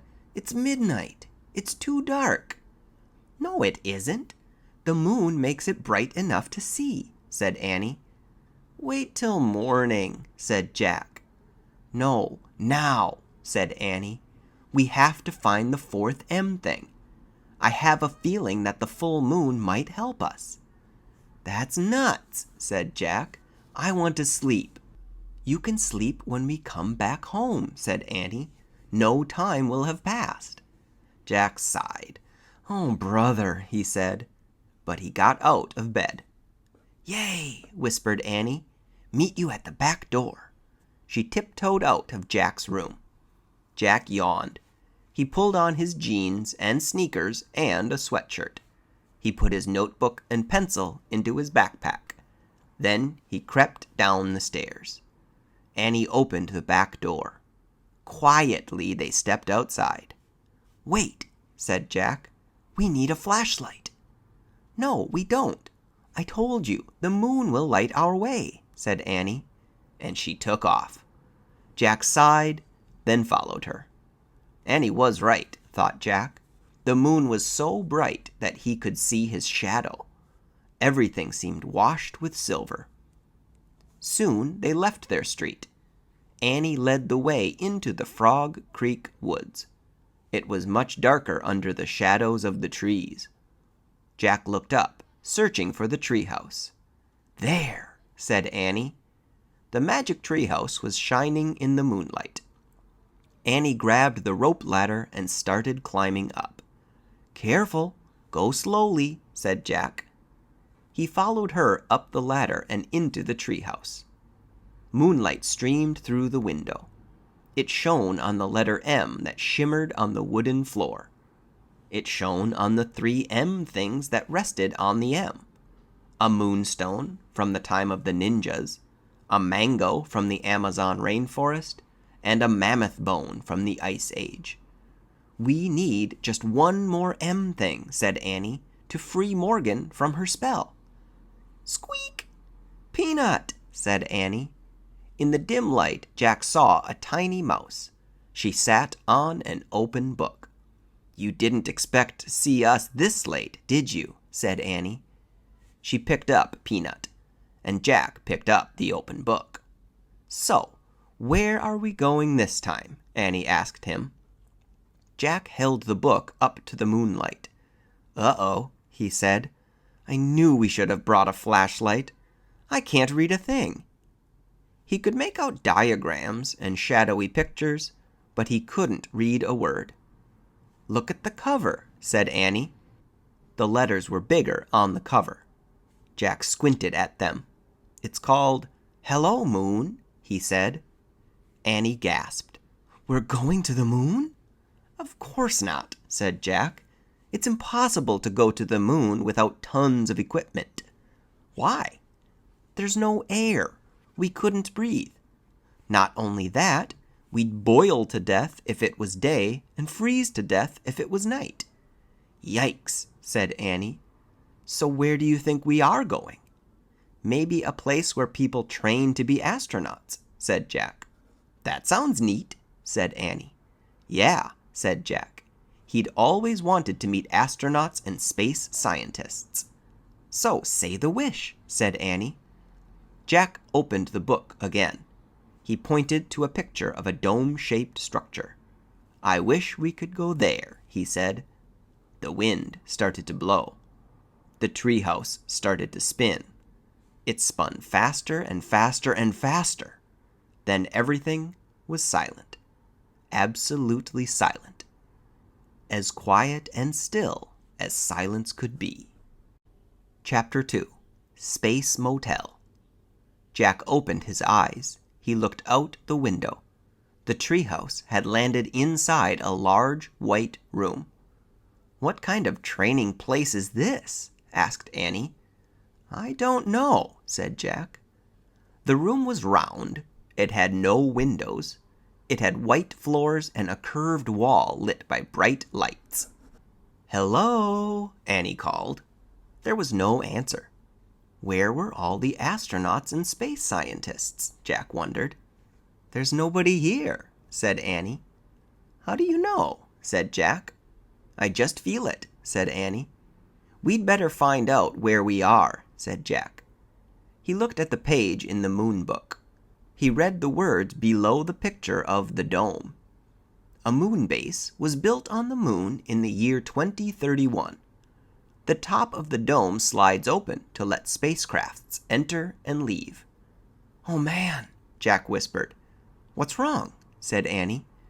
Jack's heart pounded with excitement. He could hardly speak.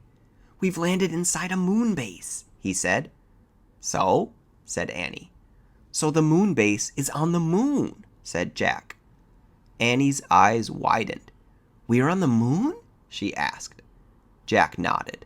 The book says the moon base was built in the year 2031, he said. So this book was written after that, which means this book is from the future. Oh, wow, said Annie. Morgan must have gone forward in time to borrow it from a future library. Right, said Jack, and now we're in the future, on the moon. Squeak, squeak. Annie and Jack looked at Peanut. The mouse was running around in circles. Poor Peanut, said Annie. She tried to pick the mouse up, but Peanut hid behind the mango on the letter M. Maybe she's nervous about being on the moon, said Annie. She's not the only one, said Jack. He let out a deep breath, then he pushed his glasses into place. So what's a moon base? Asked Annie. Jack looked at the book. He read aloud. When scientists visit the moon for short periods, they eat and sleep in the moon base. A space motel, said Annie. I guess, said Jack. He read more. The small base has a landing chamber and a room for storing spacesuits. Air and temperature controls make breathing possible. So that's why we can breathe, Jack said. Let's explore, said Annie. We have to find the fourth thing for Morgan. No, first we should study this map, said Jack. He pulled out his notebook. You study it, said Annie. Jack copied the map. Then he drew in the treehouse. Okay, he said. He pointed at the X in his drawing. We're here. Jack looked up. Annie was gone. Oh, brother, Jack said. As usual, she had left without him, before they could even make a plan. Jack put the moon book and his pencil into his pack. Carrying his notebook and backpack, he started out the window. Squeak, squeak! Jack looked back at Peanut.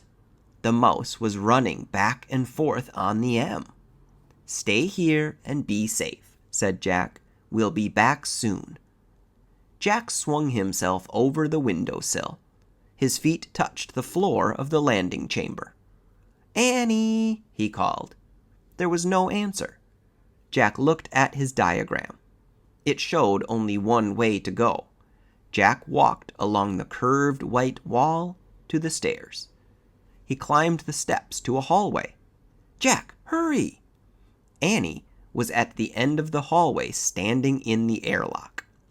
She peered out a window in a giant door. Jack hurried toward her.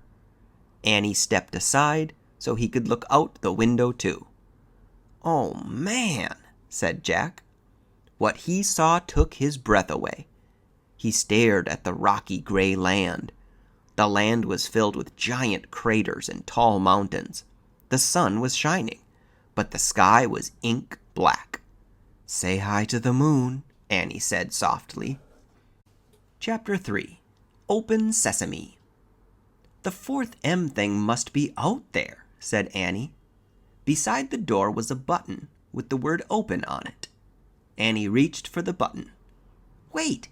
Jack grabbed her hand. There's no air on the moon, remember? Oh, right. But we have to go out to find the M thing. Let's see what the book says, said Jack. He pulled the book out of his pack. He flipped through it until he found a page that showed the surface of the moon. He read aloud.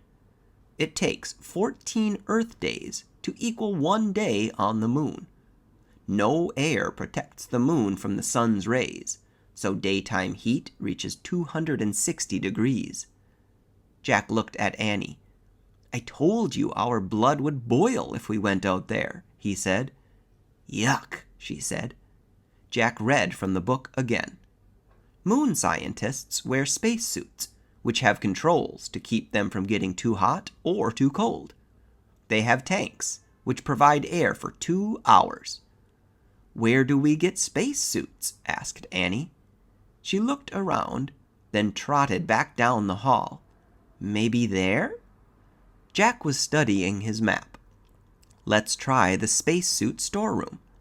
Don't look at the map, said Annie. Look at the real room. Jack glanced up. Annie was peering through a doorway off the hall.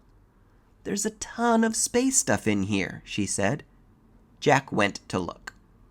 Bulky white suits hung from hangers. Air tanks, helmets, gloves, and boots sat in neat rows on shelves. Wow, it's like the armor room in a castle, said Jack. Yeah, with huge armor, said Annie. Let's pick out the smallest stuff, said Jack. The suits can go over our clothes.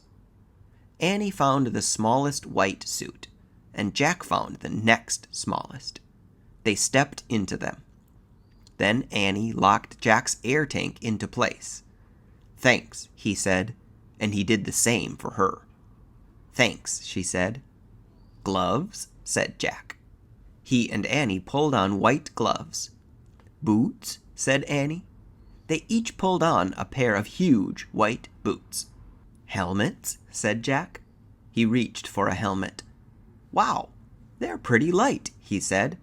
I thought they'd be like knights' helmets. Jack and Annie put the helmets on. They locked each other's into place. I can't move my head right or left, said Annie. Me neither, said Jack. Let's try walking. Jack and Annie moved clumsily around the room. Jack felt like a fat snowman. Close your visor, said Annie. They both closed their see-through visors. Cool air filled Jack's helmet. I can breathe, Annie yelled. Her voice boomed in Jack's ears. Ow! Talk quietly, Jack said. We have two-way radios inside our helmets. Sorry, whispered Annie. Jack put the moon book back in his pack. Then he slung the pack over his shoulder. Okay, he said. Remember, we only have 2 hours of air in our tanks, so we need to find the fourth M thing really fast. I hope we can find it, said Annie. Me too, said Jack. He knew they could not go home until they did. Let's go, said Annie. She gave Jack a little push. Watch it. No goofing off, he said. We don't want to fall over in these suits. Just go. Go, said Annie. She pushed him out of the room. They walked back to the airlock. Ready? Said Annie. Open sesame. She pressed the open button. A door slowly slid closed behind them. A door opened in front of them. And Jack and Annie stepped out onto the moon. Chapter 4. Moon Rabbits. Oh, wow, said Annie. She took a step forward. But Jack stood frozen. He wanted to get a good look at everything first. He stared at the ground. He was standing in a layer of gray dust as fine as powder. Footprints were everywhere. Jack wondered who had made them. He reached into his pack for the moon book. To his surprise, it was as light as a feather. He found a picture of footprints on the moon. He read, "The moon has no rain or wind to blow the dust around, so footprints will never wear away naturally, not even in 1,000,000,000 years." "Oh man," Jack said. The moon was the stillest place he had ever been. It was as still as a picture, and its stillness would never, ever end. Jack stared at the ink-black sky. A lovely blue and white ball glowed far away. Earth. For the first time it really hit Jack. They were in outer space. "Look!" Annie cried, laughing. She bounded past Jack, almost flying through the air. She landed on her feet. Then she jumped again. "I'm a moon rabbit," she called. Jack laughed. How does she do that? He wondered. He turned a page and read, "A person weighs less on the moon because of the moon's low gravity and lack of air. If you weigh 60 pounds on Earth, you would only weigh 10 pounds on the moon." "Don't just stand there reading," said Annie, grabbing the book from Jack's gloved hand. She tossed it into space. It flew far away. Jack started after it. He bounded up and down. Boing, boing, boing. Now he felt as light as a feather. "Look," he called to Annie, "I'm a moon rabbit too." Where Jack's boots hit the ground, moon dust gracefully sprayed into space.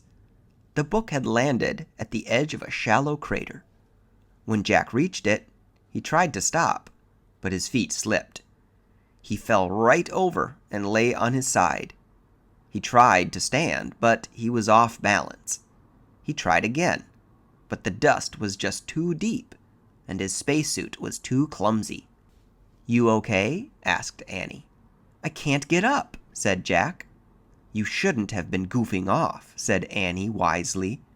"You goofed off first," said Jack. "Now, help me up, please." Annie started toward him. "Don't fall too," warned Jack. "I won't." Annie moved very slowly. She half floated, half walked. "Give me your hand," she said. Annie grabbed Jack's hand. She pressed her boot against his and pulled him up. "Thanks," he said. "No problem," she said. "It was easy. You were really light." "Thank goodness," said Jack. "It's impossible to get up alone." He picked up the moon book. It was covered with dust. He brushed it off. "Oh, wow, look," said Annie. She stood at the edge of the crater. "What is it?" said Jack. "A moon buggy," said Annie. A buggy was parked in the crater. It had 4 huge wheels. "Let's go for a ride," said Annie. "We can't," said Jack. "We just have 2 hours of air in our tanks, remember? I bet we'll find the M thing faster if we take the moon buggy." Annie bounded into the crater. "But we can't drive," said Jack. "I bet I can drive this," said Annie. "It looks easy. Come on." She jumped into the driver's seat. "But you don't have a license," said Jack. "Who cares?" said Annie. "There aren't any roads on the moon, or stoplights, or policemen either." She was right, Jack thought.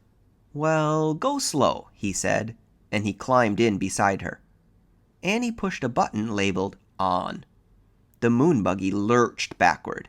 "Yikes!" said Annie. "Step on the brake," said Jack. Annie pressed a pedal on the floor. The buggy stopped with a jerk. "Whew!" she said. "It must be in reverse," said Jack. "Let me study this." But before he could study anything, Annie pushed another button. The buggy tilted back.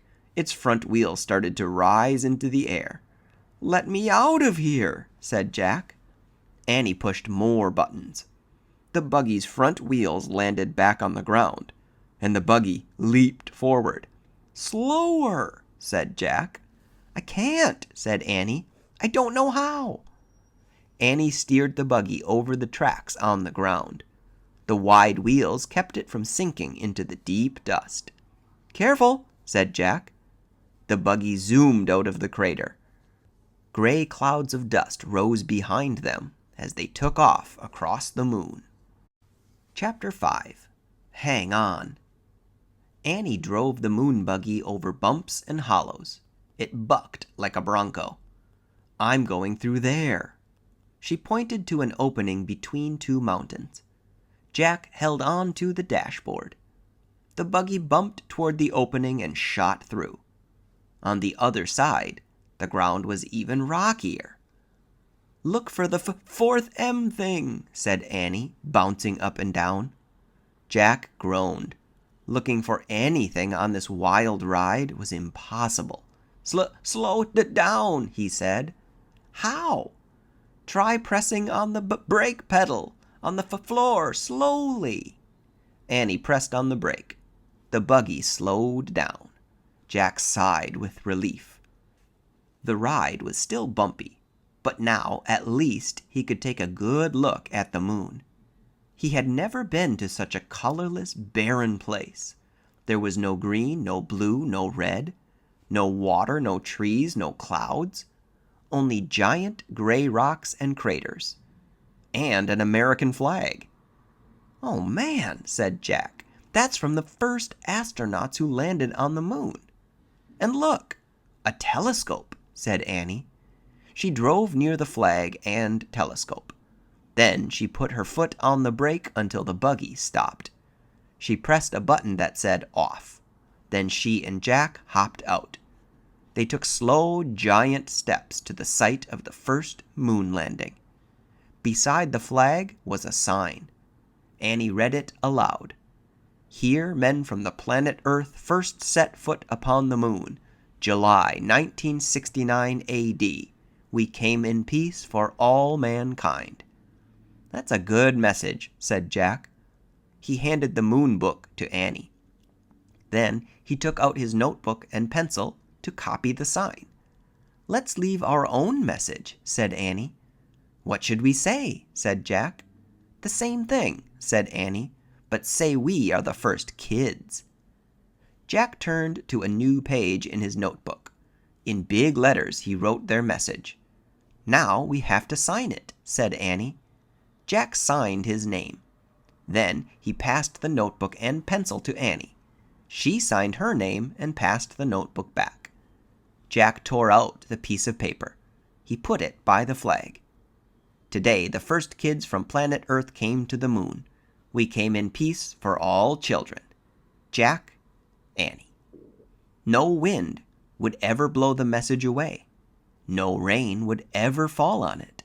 It would be there forever unless someone moved it. Thinking of forever made Jack feel dizzy.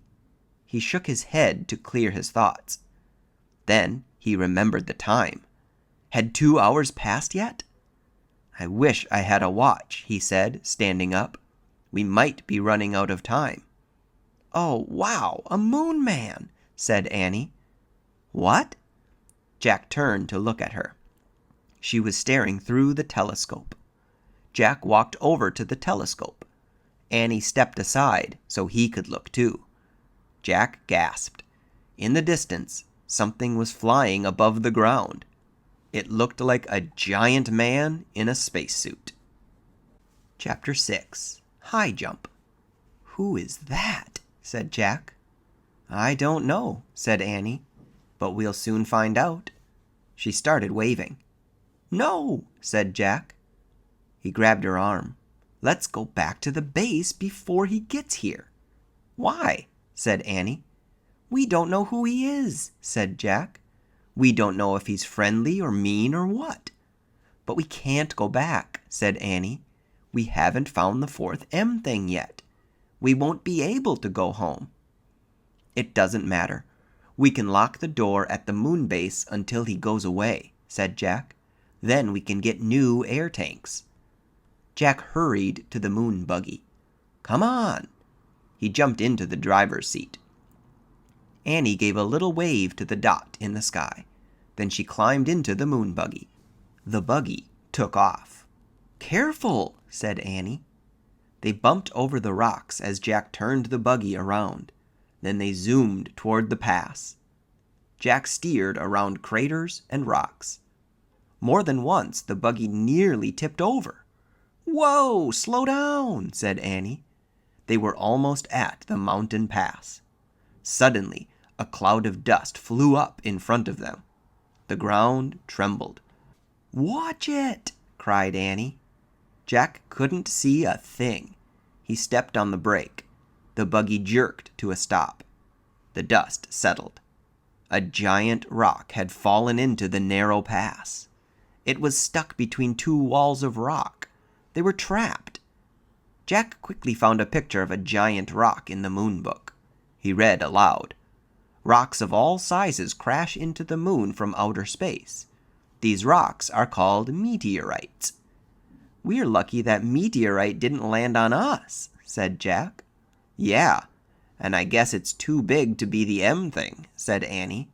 She had climbed out of the moon buggy and was standing by the meteorite.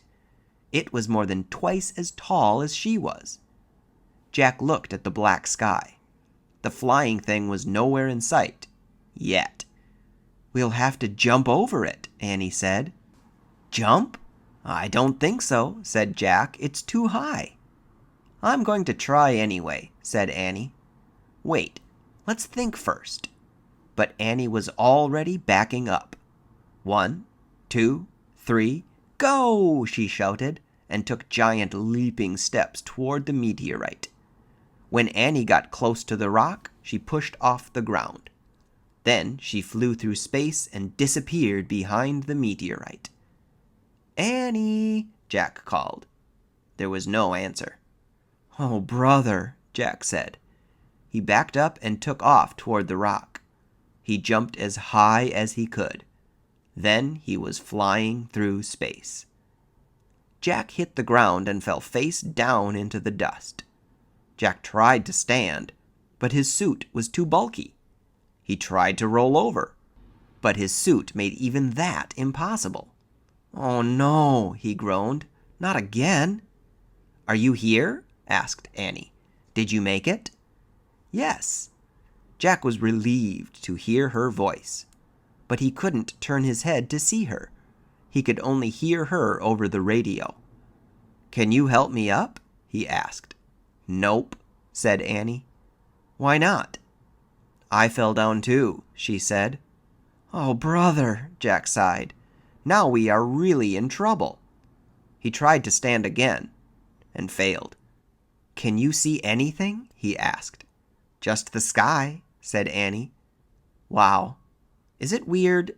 I'm worried about our air tanks, said Jack. I feel like it's been 2 hours.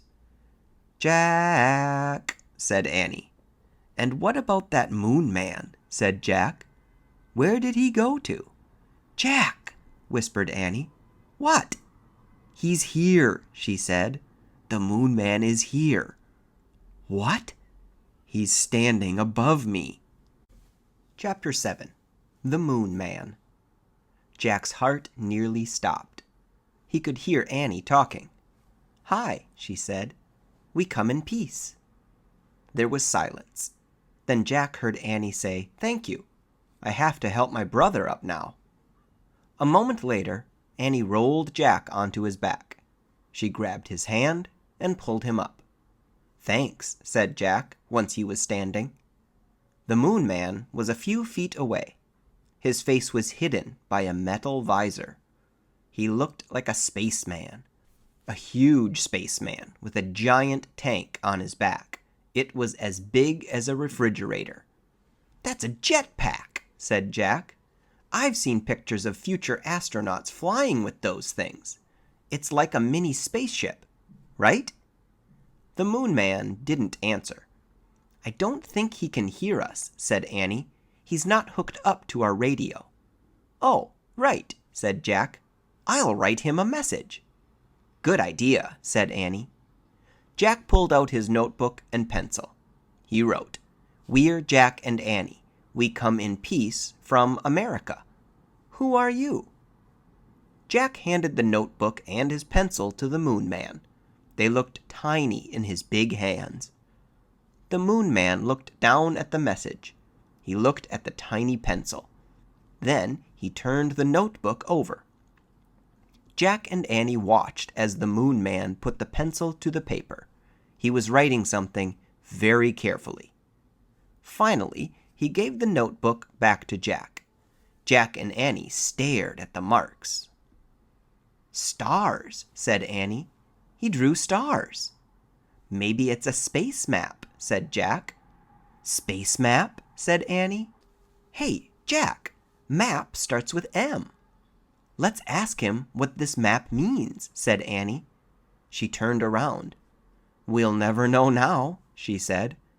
Why? Jack looked up from the map. That's why. Annie pointed. The Moon Man was flying over the mountains. Thanks, Annie cried. Chapter 8. One Star to Another. Who was that guy? Said Jack. What does his map mean? I don't know, said Annie, but let's see if it works. Jack took a deep breath. Yeah, we'd better hurry back. I think I'm running out of air. It feels harder to breathe. For me too, said Annie. Go slow. Don't breathe too much, said Jack. He and Annie took long, floating steps toward the moon base. Jack held his breath as if he were underwater. By the time they got to the white dome, he was ready to burst. Annie pushed a button beside the huge door. It slid open. They hurried into the airlock. The door closed behind them, and the door to the hallway opened. Jack opened the visor of his helmet. He took a long, deep breath and let it out. Let's get out of these suits, said Annie. Good idea. Jack was dying to free his arms and legs. As they moved clumsily into the spacesuit storeroom, Jack felt heavy again. He and Annie unlocked each other's helmets, gloves, and boots and pulled everything off. Then they stepped out of their bulky suits. Whew, Jack said. He took off his glasses and rubbed his eyes. It was great to be free, even if he no longer felt as light as a feather. Hurry! Peanut's waiting, said Annie. She led the way down the steps to the bright landing chamber. Yay, she said softly. Jack was relieved to see the treehouse still there. Soon they'd be heading home. He couldn't wait. Jack and Annie crawled through the treehouse window. We're back, Peanut, said Annie. Squeak! Peanut ran to the letter M. We missed you, said Annie. She patted the mouse's head. We met a moon man. Sorry, Peanut, but you have to move, said Jack. We have to put the map on the M. Annie gently lifted the mouse off the M. Jack tore the star map out of his notebook. He placed it on the M, next to the mammoth bone, the mango, and the moonstone. He sighed, then sat back on his heels. Hand me the Pennsylvania book, he said. They needed the Pennsylvania book to get back home. There was silence. Jack turned and looked at Annie. It's not working, Jack, she said. The book's not here. What? Was the map the wrong thing?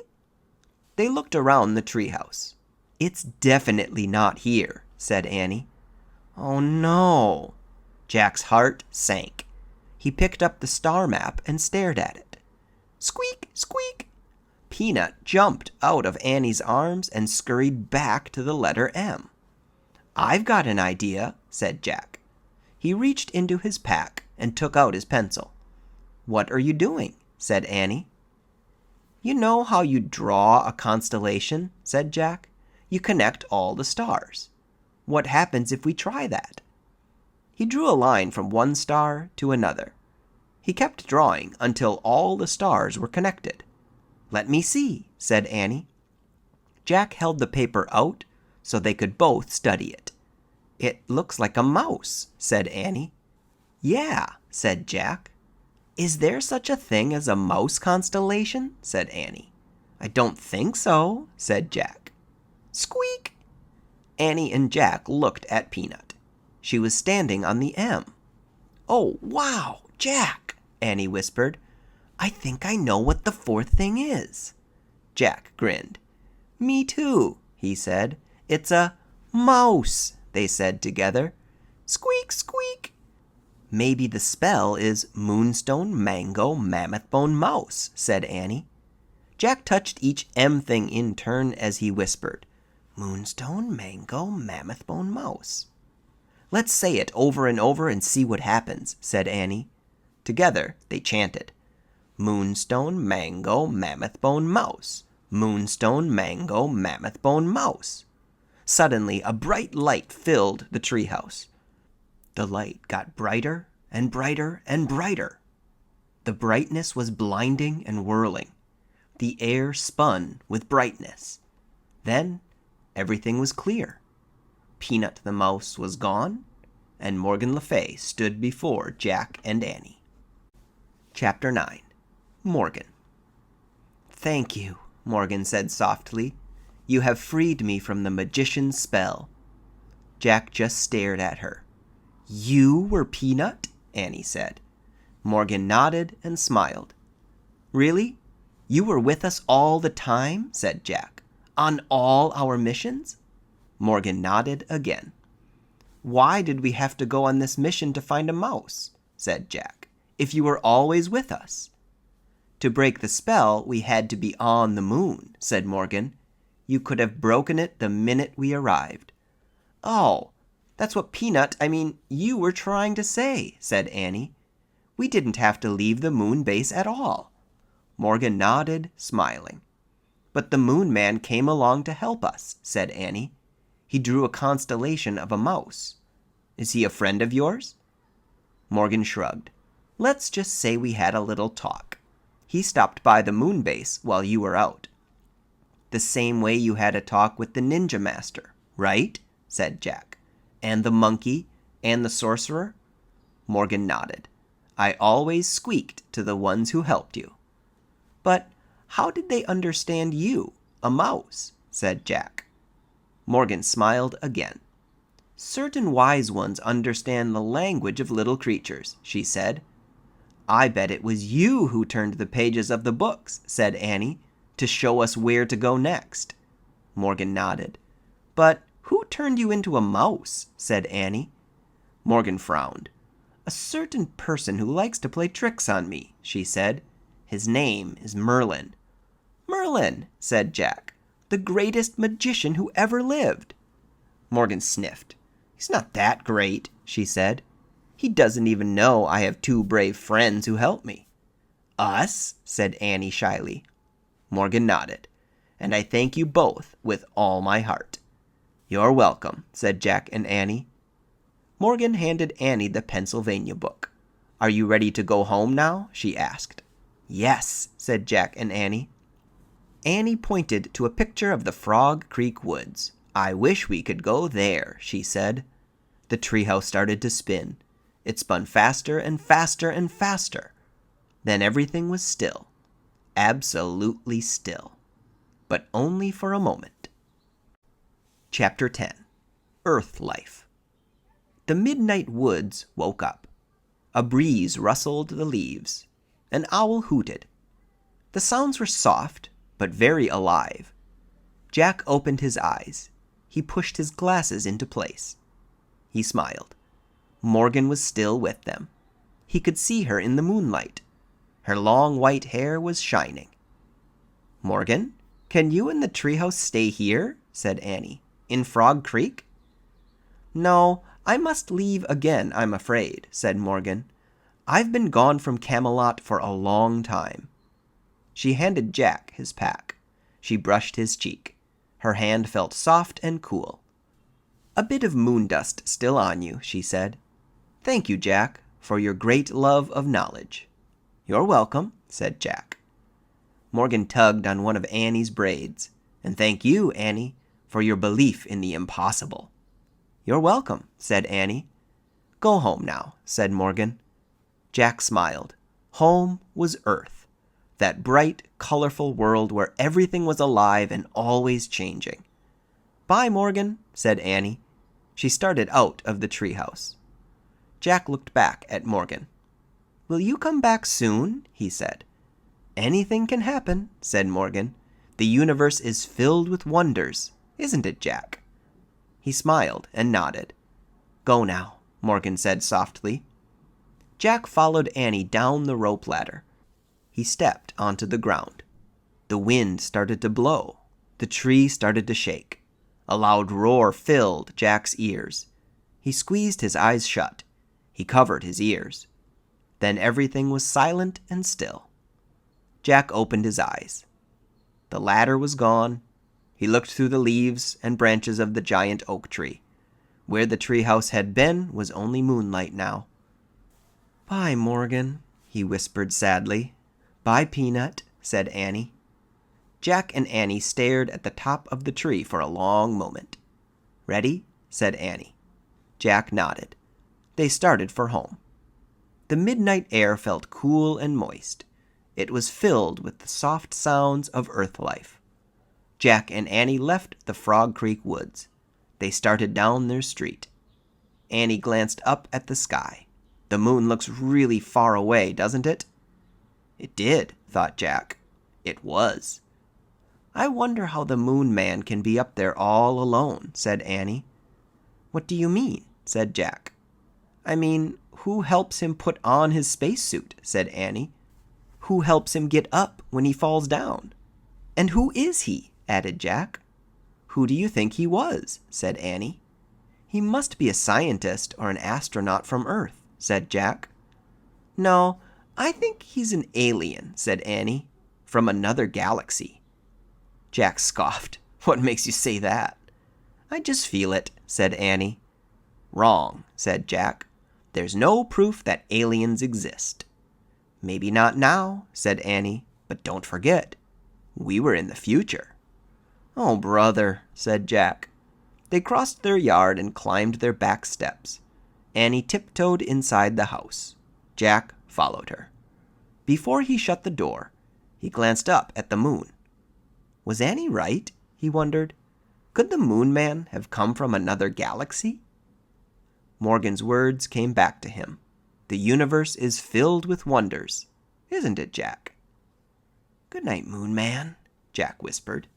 Then he closed the door.